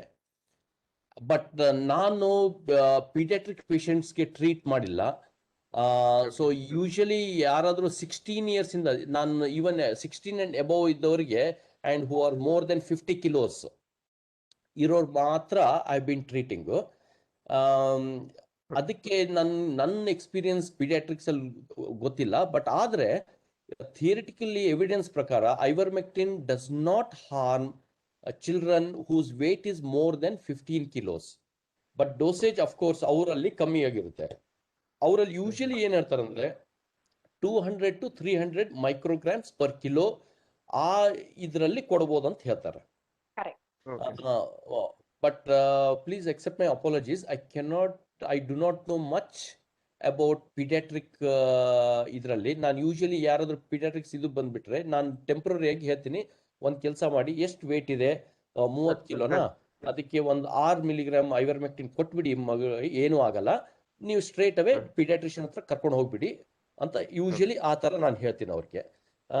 ಯಾಕಂದ್ರೆ ಬಹಳಷ್ಟು ಜನ ಇನ್ನೊಂದು ಪಾಯಿಂಟ್ ಏನಂದ್ರೆ, ಈ ಟ್ರೀಟ್ಮೆಂಟ್ ವೇಟ್ ಮಾಡ್ತಾ ಹಾಸ್ಪಿಟಲ್ ಹೊರಗಡೆನೆ ಕೂತು ಏನು ಟ್ರೀಟ್ಮೆಂಟ್ ತಗೊಂಡಿರಲ್ಲ, ಅಲ್ಲೇ ವೇಟ್ ಮಾಡ್ತಾನೆ they are getting worse conditions. ಅದ್ರ ಬದಲು ನಾನು ಎಷ್ಟೊಂದು ಸರಿ ಇವನ್ ಪ್ರೈವೇಟ್ ಅಲ್ಲೂ ಹೇಳ್ತಾ ಇದ್ದೀನಿ, ಏನಾದ್ರು ನೋಡಿದ್ರೆ ಒಬ್ರಿಗೆ ಡೆಲಿಗೇಟ್ ಮಾಡಿ, ಯಾರು ಸಿಂಪ್ಟಮ್ಸ್ ಇದೆಲ್ಲ take a box of everything, safe drugs ಬರ್ತಾ ಇದ್ರು, ಅವ್ರಿಗೆ ಉಸಿರಾಡಕ್ ತೊಂದರೆ ಅಂದ್ರೆ there is no need to do anything else.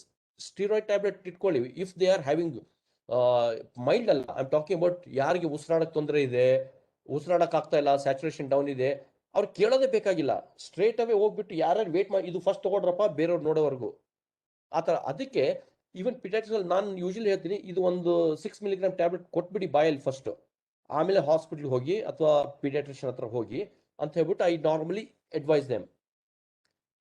And the same thing even adults ಅಂತೂ usually I have got my own proforma, ಸ್ವಲ್ಪ ಐ ಆಸ್ಕ್ ಅವ್ರ ಹಿಸ್ಟ್ರಿ ಏನು ಅದು ಇದ್ರ ಪ್ರಕಾರ ತಗೊಂಡ್ಬಿಟ್ಟು then I give them the medicine. But it is ನಾನು ಕೊಟ್ಟಿರೋ ರಿಜಿಮ್ ಮಿನಿಸ್ಟರ್ಗೆ ಮತ್ತೆ ಕಳಿಸಿದ್ದು ವಾಟ್ಸಪ್ ಅಲ್ಲಿ ಮತ್ತೆ member of the parliament doctor Umesh ಕಳಿಸಿದ್ದು, they are all of generalise nature and reasonably safe ಅಂತ ಹೇಳ್ಬಿಟ್ಟು, where I am confident, I am reasonably happy to say that a lay person, a non-medical person can safely take them. Sir ನಾನು add ಮಾಡಬಹುದಾ ನಿಮ್ಮ ಮಾತಿಗೆ? Please ಮಾಡಿ. ಇದೇನು ivermectin ಅಂತೀವಲ್ಲ, ಇದು ಜಂತು ಹುಳಕ್ಕೆ ಮಕ್ಕಳಿಗೆ ಕೊಡುವಂತದೇ. ಹಾಗಾಗಿ ಜಂತು ಹುಳಕ್ಕೆ ಮಕ್ಕಳಿಗೆ ಕೊಡ್ಬೋದಾ ಅಂತ ಕೇಳೋ ಪ್ರಶ್ನೆ ಸ್ವಲ್ಪ ವಿಚಿತ್ರ ಆದ್ರೂ ಅದು ಅವರು ಅರ್ಥ ಮಾಡ್ಕೊಳ್ಬೇಕು. ಯಾಕಂದ್ರೆ ಈ ಹೈಡ್ರೋಕ್ಲೋರೋಕ್ವಿನ್ ಇದ್ದಿದ್ದು ಮಲೇರಿಯಾ ಪ್ಯಾರಾಸೈಟ್ ಕೊಡ್ತಾ ಇದ್ದಿದ್ದು, ಅದಕ್ಕೆ ಹಾರ್ಟ್ ಟ್ರಬಲ್ಗೆ ರಿದಮ್ ಡಿಸ್ಟರ್ಬೆನ್ಸ್ ಇತ್ತು, ಅದು ಟೆನ್ಷನ್ ಇತ್ತು. ಆದ್ರೆ ಇದು ಮಾತ್ರ ಟೋಟಲಿ ಸೇಫ್. ಮಕ್ಕಳಿಗೆ ಕೊಡಕ್ಕೆ ಯಾವ ತರದ ಚಿಂತೆನೂ ಯಾರು ಮಾಡ್ಬೇಕಾಗಿಲ್ಲ. ವೈಟಮಿನ್ ಡಿ ನ ಮಕ್ಕಳಿಗೆ ಕೊಡ್ತೀವಿ ನಾವು ಮಲ್ಟಿ ವೈಟಮಿನ್ ಜೊತೆಗೆ. ಹಾಗಾಗಿ ವೈಟಮಿನ್ ಡಿ ಮತ್ತೆ ಐವರ್ಮೆಕ್ಟಿನ್ ಕೊಡಕ್ಕೆ ಮಕ್ಕಳಲ್ಲಿ ಯಾವ ಚಿಂತೆನೂ ಇಲ್ಲ. ನಿಶ್ಚಿಂತೆಯಾಗಿ ಇದು ಹೆಂಗಂದ್ರೆ ವ್ಯಾಕ್ಸಿನ್ ಹಾಕೋಬಹುದಾ, ಏನ್ ತೊಂದ್ರೆ ಇಲ್ವಾ ಅಂತ ಕೇಳಿದಂಗಾಯ್ತು. ವ್ಯಾಕ್ಸಿನ್ ಇರೋದು ಪ್ರೊಟೆಕ್ಷನ್ಗೆ, ಇವೆರಡು ಔಷಧಿಗಳಿರೋದು ಪ್ರೊಟೆಕ್ಷನ್ಗೆ. ಸೊ ಮಕ್ಕಳಿಗೂ ಕೊಡ್ಬೋದು, ಯಾವ್ದು ಚಿಂತೆ ಇಲ್ಲದೆ ಕೊಡ್ಬೋದು. Thank you madam. Aravinda Bhadrashetti ಅವರಿಗೆ ಒಂದು ಸರಿಯಾದ ಸಮಾಧಾನ ಸಿಕ್ತು ಅಂತ ನಾನು ಅನ್ಕೋತೇನೆ. ಒಂದು ಪ್ರಶ್ನೆ ನಾನೇ ಕೇಳ್ತೇನೆ ವೀಕ್ಷಕರ ಪರವಾಗಿ. ಬಹಳ ಜನ ನನಗೆ ಫೋನ್ ನಲ್ಲಿ ಮೆಸೇಜ್ ಹಾಕ್ತಾ ಇದ್ದಾರೆ, ತಾವು 14 ದಿವಸಕ್ಕೊಮ್ಮೆ ಈ ಐವರ್ಮೆಕ್ಟಿನ್, ವಿಟಮಿನ್ ಡಿ ಮತ್ತು ವಿಟಮಿನ್ ಸಿ ಇದು ಒಂದು ನಿರಂತರವಾಗಿ ತಗೋಬೇಕು ಅಂತಕ್ಕಂಥ ಮಾತನ್ನ ಹೇಳಿದ್ರಿ. ಅದಕ್ಕೆ ಎಷ್ಟು ಕಾಲ ತಗೋಬೇಕು, ನಾವು ಯಾವ ರೀತಿ ತಗೋಬೇಕು ಅಂತಕ್ಕಂಥ ಕೆಲವರು ಕೇಳ್ತಾ ಇದ್ದಾರೆ. ಸೊ ಸದ್ಯಕ್ಕೆ ನಾನ್ ಹೇಳ್ತಾ ಇರೋದು, ಈ ಪ್ಯಾಂಡಮಿಕ್ ಇಲ್ಲಿವರೆಗೂ ಈಗಲೇ ಎಲ್ರು ಥರ್ಡ್ ವೇವ್ ಅಂತ ನನ್ ಕೇಳ್ತಾ ಇದ್ರು. ನಾನಿಂದ ಫಸ್ಟ್ ಸೆಕೆಂಡ್ ವೇವ್ ಆದ್ರೂ ಮುಗ್ಸೋಣ, ಆಮೇಲೆ ಥರ್ಡ್ ವೇವ್ ಬಗ್ಗೆ ಯೋಚನೆ ಮಾಡೋಣ ಅಂತ ಹೇಳ್ತಾ ಇದ್ದೆ. ಎಲ್ಲಿವರೆಗೂ ನಮ್ಗೇನಂದ್ರೆ ಈ ಕೊರೋನಾ ಎಂಬುದು ಈ ಫ್ಲೂ ಟೈಪ್ ಆ ಲೆವೆಲ್ಗೆ ಹೋಗ್ಬಿಡುತ್ತೆ, ನಮ್ ಜೀವಗಳು ಹೋಗ್ತಾ ಇಲ್ಲ, ಅಲ್ಲಿವರೆಗೂ ಸೇಫ್ ಆಗಿ ತಗೊಳ್ಬಹುದು. Which means I am expecting at least everybody next 6 months ವರೆಗೂ, 6 months ಆಗ್ಲಿ, ಅಪ್ ಟು ದಟ್ ಪಾಯಿಂಟ್ ಅಲ್ಲಿವರೆಗೂ ತಗೊಳ್ತಾ ಇರಿ. ಅಂಡ್ ಅದಾದ್ಮೇಲೆ ಡಿಪೆಂಡಿಂಗ್ ಆನ್ ಹೌ, ಯಾಕಂದ್ರೆ ಒಂದ್ಸರಿ ಹರ್ಡ್ ಇಮ್ಯುನಿಟಿ ಅಂದ್ರೆ about 80% of the population are immune ಆದ್ಮೇಲೆ ನ್ಯಾಚುರಲ್ ಆಗಿ you have the capacity to defend the body. Only mild ಬಂದ, ಸಾರಿ ಇಲ್ಲ ಸರ್, ಮಾತಾಡಿ ಸರ್. ಸೊ ಅಲ್ಲಿವರೆಗೂ ಈ ಕೆಪಾಸಿಟಿ ಬರುತ್ತೆ, ಅಲ್ಲಿವರೆಗೂ you have to continue to take. And we don't know exactly ಎಲ್ಲಿವರೆಗೂ, but at least we have to take one step at a time for the time being until the pandemic dies down. And I'm hoping that it will die down at some stage. ಅಲ್ಲಿವರೆಗೂ ತಗೊಳ್ಳೋದು ಉತ್ತಮ ಅಂತ ನನ್ನ ಅಭಿಪ್ರಾಯ. ಅವರು ತಗೊಳ್ಬೇಕಾಗಿರೋದು vitamin D ಮತ್ತೆ zinc. ಆದ್ರೆ ivermectin ಅಲ್ಲ ಅಂತ ಕ್ಲಿಯರ್ ಆಗಿ ಹಿರೇಮಠ್ ಸರ್ ನಿಮಗ್ ಪ್ರಶ್ನೆ ಕೇಳೋರು ಕೇಳಬೇಕು.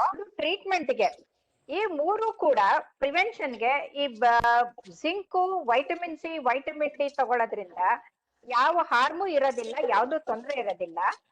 ವೈಟಮಿನ್ ಸಿ ಡೈಲಿ ತಗೊಳ್ಬಹುದು. ಅದ್ರ ಜೊತೆಗೆ ಕಿತ್ಲೆ ಹಣ್ಣು, ಮೋಸಂಬಿ, ಲಿಂಬೆ ಹಣ್ಣು ಜ್ಯೂಸು ಜೇನುತುಪ್ಪದಲ್ಲಿ ಹಾಕಿ ಕುಡಿಯೋದು, ಅದನ್ನ ರೆಗ್ಯುಲರ್ಲಿ ಕಂಟಿನ್ಯೂ ಮಾಡಬಹುದು. ಆದ್ರೆ ವೈಟಮಿನ್ ಡಿ ಮಾತ್ರ once in 15 days you are not going to take daily. ಅದನ್ನ ಕ್ಲಿಯರ್ ಆಗಿ ವೀಕ್ಷಕರಿಗೆ ತಿಳಿಸ್ತೇವೆ. ಯಾಕಂದ್ರೆ vitamin D basically what happens vitamin D ಅಂದ್ರೆ ಒಂದು ಲೆವೆಲ್ಸ್ ಚೆಕ್ ಮಾಡ್ತಾ ಇರ್ಬೇಕು. ಯಾಕಂದ್ರೆ higher level of vitamin D sometimes ಹಾನಿ ಆಗುತ್ತೆ ನಿಮ್ಗೆ. ಸೊ ಅದಕ್ಕೆ ನಾನು ಯೂಶಲಿ ಒಂದು ಇದ್ರಲ್ಲಿ ಬರ್ದಿರ್ತೀನಿ, please check your vitamin D levels ಅಂತ ಹೇಳ್ಬಿಟ್ಟು. ಬಟ್ ಆಸ್ ಹೇಳ್ದಂಗೆ ಆಲ್ಮೋಸ್ಟ್ ಒಂದು 80% ನಮ್ಮ ಪಾಪ್ಯುಲೇಷನ್ ನೋಡಿದ್ರೆ ಎಲ್ಲರೂ ವೈಟಮಿನ್ ಡಿ ಡೆಫಿಷಿಯನ್ಸಿ ಇದ್ದೇ ಇರ್ತಾರೆ. ಅಂಡ್ ಈಗಂತೂ it is a era of technology, which means ಆಫೀಸಲ್ಲಿ ಕೆಲಸ ಮಾಡೋದು ಜಾಸ್ತಿ ಎಲ್ಲರೂ. ನ್ಯಾಚುರಲಿ ಸನ್ಲೈಟ್ ಇರಲ್ಲ, ಏನೂ ಇರಲ್ಲ. ಹಿಂಗಾಗಿ ಇಲ್ಲ ಅಂತಂದ್ರೆ ಕೆಲವು ಏರಿಯಾಸ್ ಏನಂದ್ರೆ ಪರ್ ಡೇ ಡೈಲಿ ತಗೊಳ್ಳೋರಿದ್ರೆ 2000 units per day, 4000 units per day ಆ ತರ ತಗೋಬಹುದು. ಇಲ್ಲ ಅಂದ್ರೆ ಒನ್ಸ್ ಇನ್ 14 ಡೇಸ್ ಜಸ್ಟ್ ಒಂದು ಟ್ಯಾಬ್ಲೆಟ್ 60,000 ಯೂನಿಟ್ ಅಂತ ಇರುತ್ತೆ. ಒನ್ಸ್ ಇನ್ 14 ಡೇಸ್ ತಗೊಂಡ್ರು it is very safe. Sir, Kalaburagi, Raichur, ಆಮೇಲೆ ಬಳ್ಳಾರಿ, ಕೊಪ್ಪಳ, ಯಾದಗಿರಿ, ಬೀದರ್ದಂತ ಜಿಲ್ಲೆಗಳಲ್ಲಿ ಸೂರ್ಯದೇವ ತನ್ನ ಕಾಲು ಮುರ್ಕೊಂಡು ನಮ್ಮಲ್ಲೇ ಬಿದ್ದಿರ್ತಾನೆ. ಸಾಕಷ್ಟು ಬಿಸಿಲಿನಿಂದ ಬಂದಂಥವ್ರು ನಾವು. ನಮಗೆ ವಿಟಮಿನ್ ಡಿ ಅನ್ನ ಪ್ರಕೃತಿಯ ತತ್ವವಾಗಿ ಸಿಗ್ತಕ್ಕ ಸಂದರ್ಭದಲ್ಲಿ ಅದನ್ನ ಯಾವ ರೀತಿ ಬಳಸ್ಕೋಬಹುದು ನಾವು? ಸೊ ಯೂಶಲಿ ಏನಂದ್ರೆ ಈ ವೈಟಮಿನ್ ಡಿ ಸೋರ್ಸ್ ನಾವು ಹೇಳೋದು early morning sun light half an hour ಬಂದು ಹೊರಗಡೆ ಕೂತ್ಕೋಬೇಕು. That is the time of maximum efficiency absorption. Light ಆಗಿರುತ್ತೆ.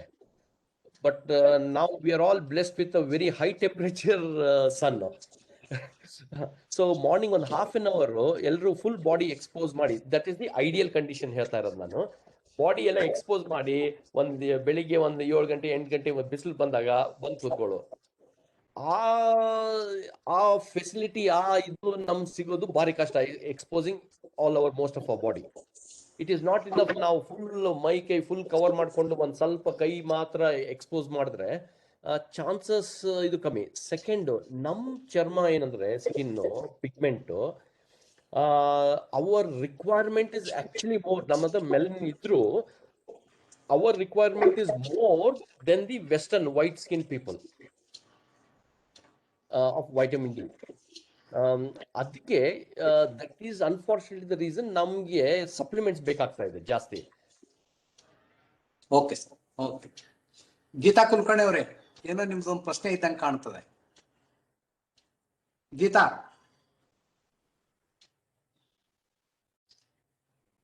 ಗೀತಾ ಮೇಡಮ್ ಇಲ್ಲ ಅಂತ ಅನಿಸ್ತದೆ. ಅನ್ಮ್ಯೂಟ್ ಮಾಡ್ಕೊಂಡು ಮಾತಾಡ್ರಿ ಗೀತಾ ಕುಲಕರ್ಣಿ ಅವರು. ಸರ್ ಇಲ್ಲ. ಓಕೆ. ಮತ್ತೆ ಬೇರೆ? ಹಲೋ, ಈಗ ಬಂದ್ರು ಗೀತಾ ಕುಲಕರ್ಣಿ. ಮಾತಾಡ್ರಿ ಮೇಡಮ್. ಸರ್ ಕ್ಷಮಿಸಿ ಸರ್, ನಾ ಸುರೇಶ್ ಬೆಡಗೇರ್ ಅಂತ ಮಾತಾಡೋದು. ಮಾತಾಡ್ರಿ ಸರ್, ಮಾತಾಡ್ರಿ ಪ್ಲೀಸ್. ಸರ್ ನಮಸ್ಕಾರ ಸರ್. ಒಂದ್ ಸಣ್ಣ ಇಂಟ್ರಪ್ಷನ್ ಸರ್. 2 ವರ್ಷಗಳ ಹಿಂದ್ಗಡೆ ನಮ್ಮ ವಿಜಯಲಕ್ಷ್ಮಿ ಬಾಳೆಕುಂದ್ರೆ ಮೇಡಮ್ ಅವರು ಧಾರವಾಡನಲ್ಲಿ ಒಂದು ಫಂಕ್ಷನ್ ದಲ್ಲಿ ಯಾರಿಗೂ ಕೈ ಕೊಡಬೇಡಿ ಅಂತ ಹೇಳಿದ್ರು. ಅದು ನನಗೆ ಇವತ್ತು ನೆನಪಾಗ್ತಾ ಇದೆ. ನಮ್ಮ ಮೇಡಮ್ ಅವ್ರು ಯಾರಿಗೂ ಕೊಡ್ಬೇಡ ಅಂತ ಹೇಳಿದ್ದು ನನಗೆ ಈಗ ನೆನಪಾಗ್ತಾ ಇದೆ. ನಮ್ಮ ಮೇಡಮ್ ಅವ್ರು ನಮ್ಮ ಪಾಲಿಗೆ ದೇವ್ರು ಅಂತ ಹೇಳಿ. ಯಾಕಂದ್ರೆ ನಾನು ಕನ್ನಡ ಅಭಿವೃದ್ಧಿ ಪ್ರಾಧಿಕಾರದ ಸದಸ್ಯ. ಮೇಡಮ್ ಅವರು ಸಹಿತ ಮೇಡಮ್ ಅವರು ಪ್ರಾಧಿಕಾರದ ಮೆಂಬರ್ ಇದ್ದಾರೆ. ಅಲ್ಲಿ ನಾವು ಇಬ್ರು ಗೆಸ್ಟ್ ಇದ್ದಾಗ ಸುರೇಶ್ ಯಾರಿಗೂ ಕೈ ಕೊಡ್ಬೇಡಪ್ಪ, ಥ್ಯಾಂಕ್ಸ್ ಕೊಡ್ಬೇಡ ಅಂತ ಅಂದಿದ್ರು. ನನಗೆ ಇವತ್ತು ನೆನಪಾಗ್ತಾ ಇದೆ ನಮ್ ತಾಯಿ ಹೇಳಿದ ಮಾತು ಸತ್ಯ ಅಂತ ಹೇಳಿ. ಅದಕ್ಕೆ ಮೇಡಮ್ ಅವರಿಗೆ ಮತ್ತು ನಮ್ಮ S.S. ಹಿರೇಮಠ್ ಸರ್ಗೂ ಸಹಿತ ಧನ್ಯವಾದಗಳು. ಇನ್ಫ್ಯಾಕ್ಟ್ ಈಗ UK ಎಲ್ಲ ನಮ್ಮ ಇಂಡಿಯನ್ ಕಲ್ಚರ್ ಹಿಂಗೆ ಮಾಡ್ತಾ ಇರ್ತಾರೆ ಈಗ. ಸರ್, ಈಗ ಗೀತಾ ಅವ್ರು ಮಾತಾಡಿ ಮೇಡಮ್. ಗೀತಾ ಅವ್ರ ಫೋನ್ ಇಂದ ಸುರೇಶ್ ಬಡ್ಗೆ ಅವ್ರು ಮಾತಾಡಿದ್ರು. ಬಡ್ಗೇರ್ ಸರ್. ಸರ್ ನಮಸ್ಕಾರ. ನಮಸ್ಕಾರ, ಹೇಳ್ರಿ ಯಾರು? ಸರ್ ನಾನು ಬಿಜಾಪುರದಿಂದ ಮಾತಾಡ್ತೀನಿ. ಮಾತಾಡ್ರಿ ಗದಿಗೆಪ್ಪ, ಮಾತಾಡ್ರಿ. ನಾವು ಇಂಗ್ಲಿಷ್ ನಲ್ಲಿ ಏನ್ ಮಾತಾಡ್ತೀಯಾಗಿ ಅದು ಕನ್ನಡದಲ್ಲೇ ಮಾತನಾಡಿದ ಹಾಗೆ ಉಪನ್ಯಾಸ ಕನ್ನಡದಲ್ಲಿಯೇ ಚಿಕ್ಕ ಮಕ್ಕಳಿಗೆ ತಿಳಿಸಿ ಹೇಳಿದ ಹಾಗಿತ್ತು. ತಾವು ದಯವಿಟ್ಟು ತಮ್ಮ ಏನ್ ಕೆಲವೊಂದು ಸಜೆಷನ್ ಕೊಟ್ಟಿದ್ರಿ ಅವ್ರ ಸರ್ಗೆ, ಹಿರೇಮಠ್ ಸರ್ಗೆ ಮತ್ತೆ ರೆಡ್ಡಿ ಸರ್ಗೆ ಶೇರ್ ಮಾಡಿದ್ರೆ ಅದನ್ನ ನಾವು ಉಪಯೋಗ ತಗೋತೇವೆ ಅಂತ ಹೇಳಿ ಮತ್ತು ತಮಗೆ ತುಂಬಾ ಧನ್ಯವಾದ ಅಂತ ಹೇಳಿ ತುಂಬಾ ಧನ್ಯವಾದ ಮತ್ತೊಮ್ಮೆ ತಮಗೆ. Thank you Gadigeppa. ಬಂಧುಗಳೇ, ಶಶಿಕಾಂತ್ ಮಾಣಿಕಪ್ಪ ಸರ್ಗೆ ಗಮನಕ್ಕೆ ತರೋದು ಅಂದ್ರೆ ಇದೀಗ ಏನು ತಮ್ಮ ಇಂಗ್ಲಿಷ್ ಒಂದು ಭಾಷೆ ಅಥವಾ ಹೇಳಿದಂತ ರೀತಿ ತಿಳಿಗನ್ನಡದಲ್ಲಿ ಹೇಳಿದ ಹಾಗಿತ್ತು ಅಂತ ಹೇಳಿದ್ರಲ್ಲ, ಅವರು ಗದಿಗೆಪ್ಪ ಅಂತ ಹೇಳಿ ವಿಜಯಪುರದವರು. ಇವತ್ತೇನು ನಮ್ಮ 3 ಸಂಸ್ಥೆಗಳಿದ್ದಾವಲ್ಲ, ಸರೋಜಿನಿ, ಗದಿಗೆಪ್ಪ, ಸೀಲ್ವಂತ್ ಪ್ರತಿಷ್ಠಾನ. ಗದಿಗೆಪ್ಪ ಅವರು ನಮ್ಮ ಸರೋಜಿನಿ ಅಕ್ಕ ಅವರ ಯಜಮಾನ್ರು. ಸರೋಜಿನಿ ಅವರು ಈಗ 2 ವರ್ಷ ಕೆಳಗಡೆ 3 ವರ್ಷ ಕೆಳಗಡೆ ತೀರ್ಕೊಂಡ್ರು. ಅವರು ಕೂಡ ನಮ್ಮ ಈ ಒಂದು ನಮ್ಮ ಕೈಯಲ್ಲಿ ನಮ್ಮ ಆರೋಗ್ಯ ಈ ಒಂದು ಕಾರ್ಯಕ್ರಮದ ಒಂದು ಅನುಷ್ಠಾನದಲ್ಲಿ ಸಹಯೋಗ ಮಾಡ್ತಾ ಇದ್ದಾರೆ. ಅವರಿಗೆ ಧನ್ಯವಾದ.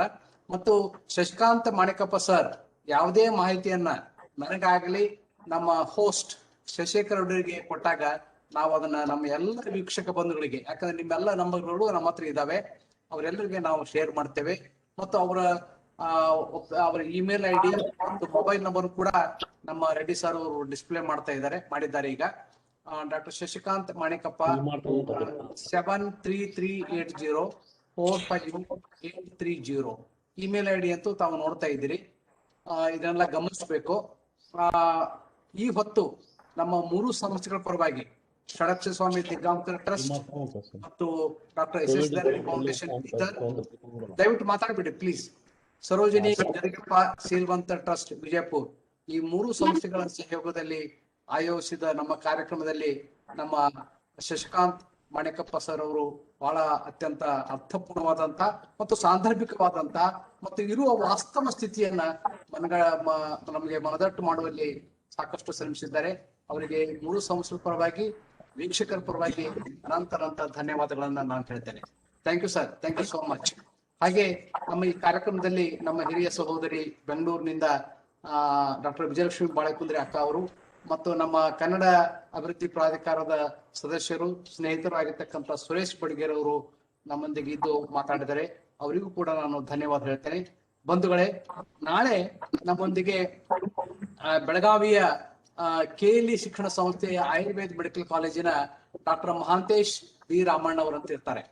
ಡಾಕ್ಟರ್ ಮಹಾಂತೇಶ್ ಬಿ ರಾಮಣ್ಣ ಅವರು ಒಂದು ವಿಶ್ವ ದಾಖಲೆಯನ್ನು ಮಾಡಿದಂತವ್ರು. ಸ್ವತಃ ತಮ್ಮ ತಂದೆಯ ದೇಹವನ್ನ ಛೇದನ ಮಾಡಿ ಮಕ್ಕಳಿಗೆ ಪಾಠ ಮಾಡಿದಂತ ಒಬ್ಬ ಅಪರೂಪದ ತಜ್ಞರು ಅವರು ನಾಳೆ ನಮ್ಮೊಂದಿಗೆ ಇದ್ದು ಆಯುರ್ವೇದ ಹಾಗೂ ವ್ಯಾಧಿ ಕ್ಷಮಸ್ವ ಅಂದ್ರೆ ಇಮ್ಯುನಿಟಿ, ಸಂಸ್ಕೃತದ ಶಬ್ದ ಅದು. ಆಯುರ್ವೇದ ಹಾಗೂ ವ್ಯಾಧಿ ಕ್ಷಮಸ್ವ ನಮ್ಮ ಕೋವಿಡ್ ರೋಗದ ವಿರುದ್ಧ ಹೇಗೆ ಅದು ಸಹಾಯ ಮಾಡಬಲ್ಲದು ಮತ್ತೆ ಅದಕ್ಕೆ ನಾವು ಏನೆಲ್ಲ ಕ್ರಮ ಕೈಗೊಳ್ಬೇಕು ಅನ್ನೋದ್ರ ಬಗ್ಗೆ ನಮ್ಗೆ ತಿಳಿಸಿಕೊಂಡಿದ್ದಾರೆ. ನಮ್ಮ ಈ ವೇದಿಕೆಯಲ್ಲಿ ಎಲ್ಲ ತರಹದ ವೈದ್ಯರು, ಎಲ್ಲ ಪರಿಣಿತರು, ಎಲ್ಲಕ್ಕೂ ನಾವು ಮುಕ್ತವಾದಂತಹ ಒಂದು ಅವಕಾಶ ಇಟ್ಟುಕೊಂಡು ಸಾಧ್ಯವಾದಷ್ಟು ಜನಮನಕ್ಕೆ ಆರೋಗ್ಯದ ಅರಿವನ್ನು ಮಾಡಬೇಕು ಅಂತಕ್ಕಂಥ ಒಂದು ಮಹದಾಶಯ ಮಾತ್ರ ನಮ್ಮದು. ಆ ಕಾರಣ ನಾಳೆ ಕೂಡ ತಾವೆಲ್ಲ ಹೆಚ್ಚಿನ ಸಂಖ್ಯೆಯಲ್ಲಿ ಭಾಗವಹಿಸ್ತೀರಿ. ಮತ್ತೆ ನಾನು ಪುನಃ ತಮ್ಮಲ್ಲಿ ವಿನಂತಿ ಮಾಡಿಕೊಳ್ಳೋದು, ದಯವಿಟ್ಟು ನಿಮ್ಮ ಸ್ನೇಹಿತರಿಗೆ ಬೇರೆಲ್ಲ ಏನಾದ್ರೂ ಮೆಸೇಜ್ ಹಾಕೋ ಬದ್ಲಿ ಈ ತರಹದ ಕಾರ್ಯಕ್ರಮ ಇದೆ, ಈ ಲಿಂಕಿಗೆ ತಾವು ಜಾಯಿನ್ ಆಗ್ರಿ ಅಂತಕ್ಕಂಥದ್ದನ್ನ ತಾವು ಹೇಳಿದ್ರೆ ಬಹಳ ಉಪಕಾರ ಆಗ್ತದೆ. ಯಾಕೆ ಬಹಳ ಜನರಿಗೆ ತಲುಪಬೇಕು ಅಂತಕ್ಕಂಥದ್ದು ನಮ್ಮ ಮನದ ಆಶಯ. ಮತ್ತು ಈ ಕಾರ್ಯಕ್ರಮವನ್ನ ಯೂಟ್ಯೂಬ್ ನಲ್ಲಿ ಕೂಡ ನಾವು ಅಪ್ಲೋಡ್ ಮಾಡ್ತಾ ಇದ್ದೇವೆ. ಮತ್ತು ತಾವು ಕೂಡ ತಮ್ಮ ಸ್ನೇಹಿತರಿಗೆ, ತಮ್ಮ ಹಿತೈಷಿಗಳಿಗೆ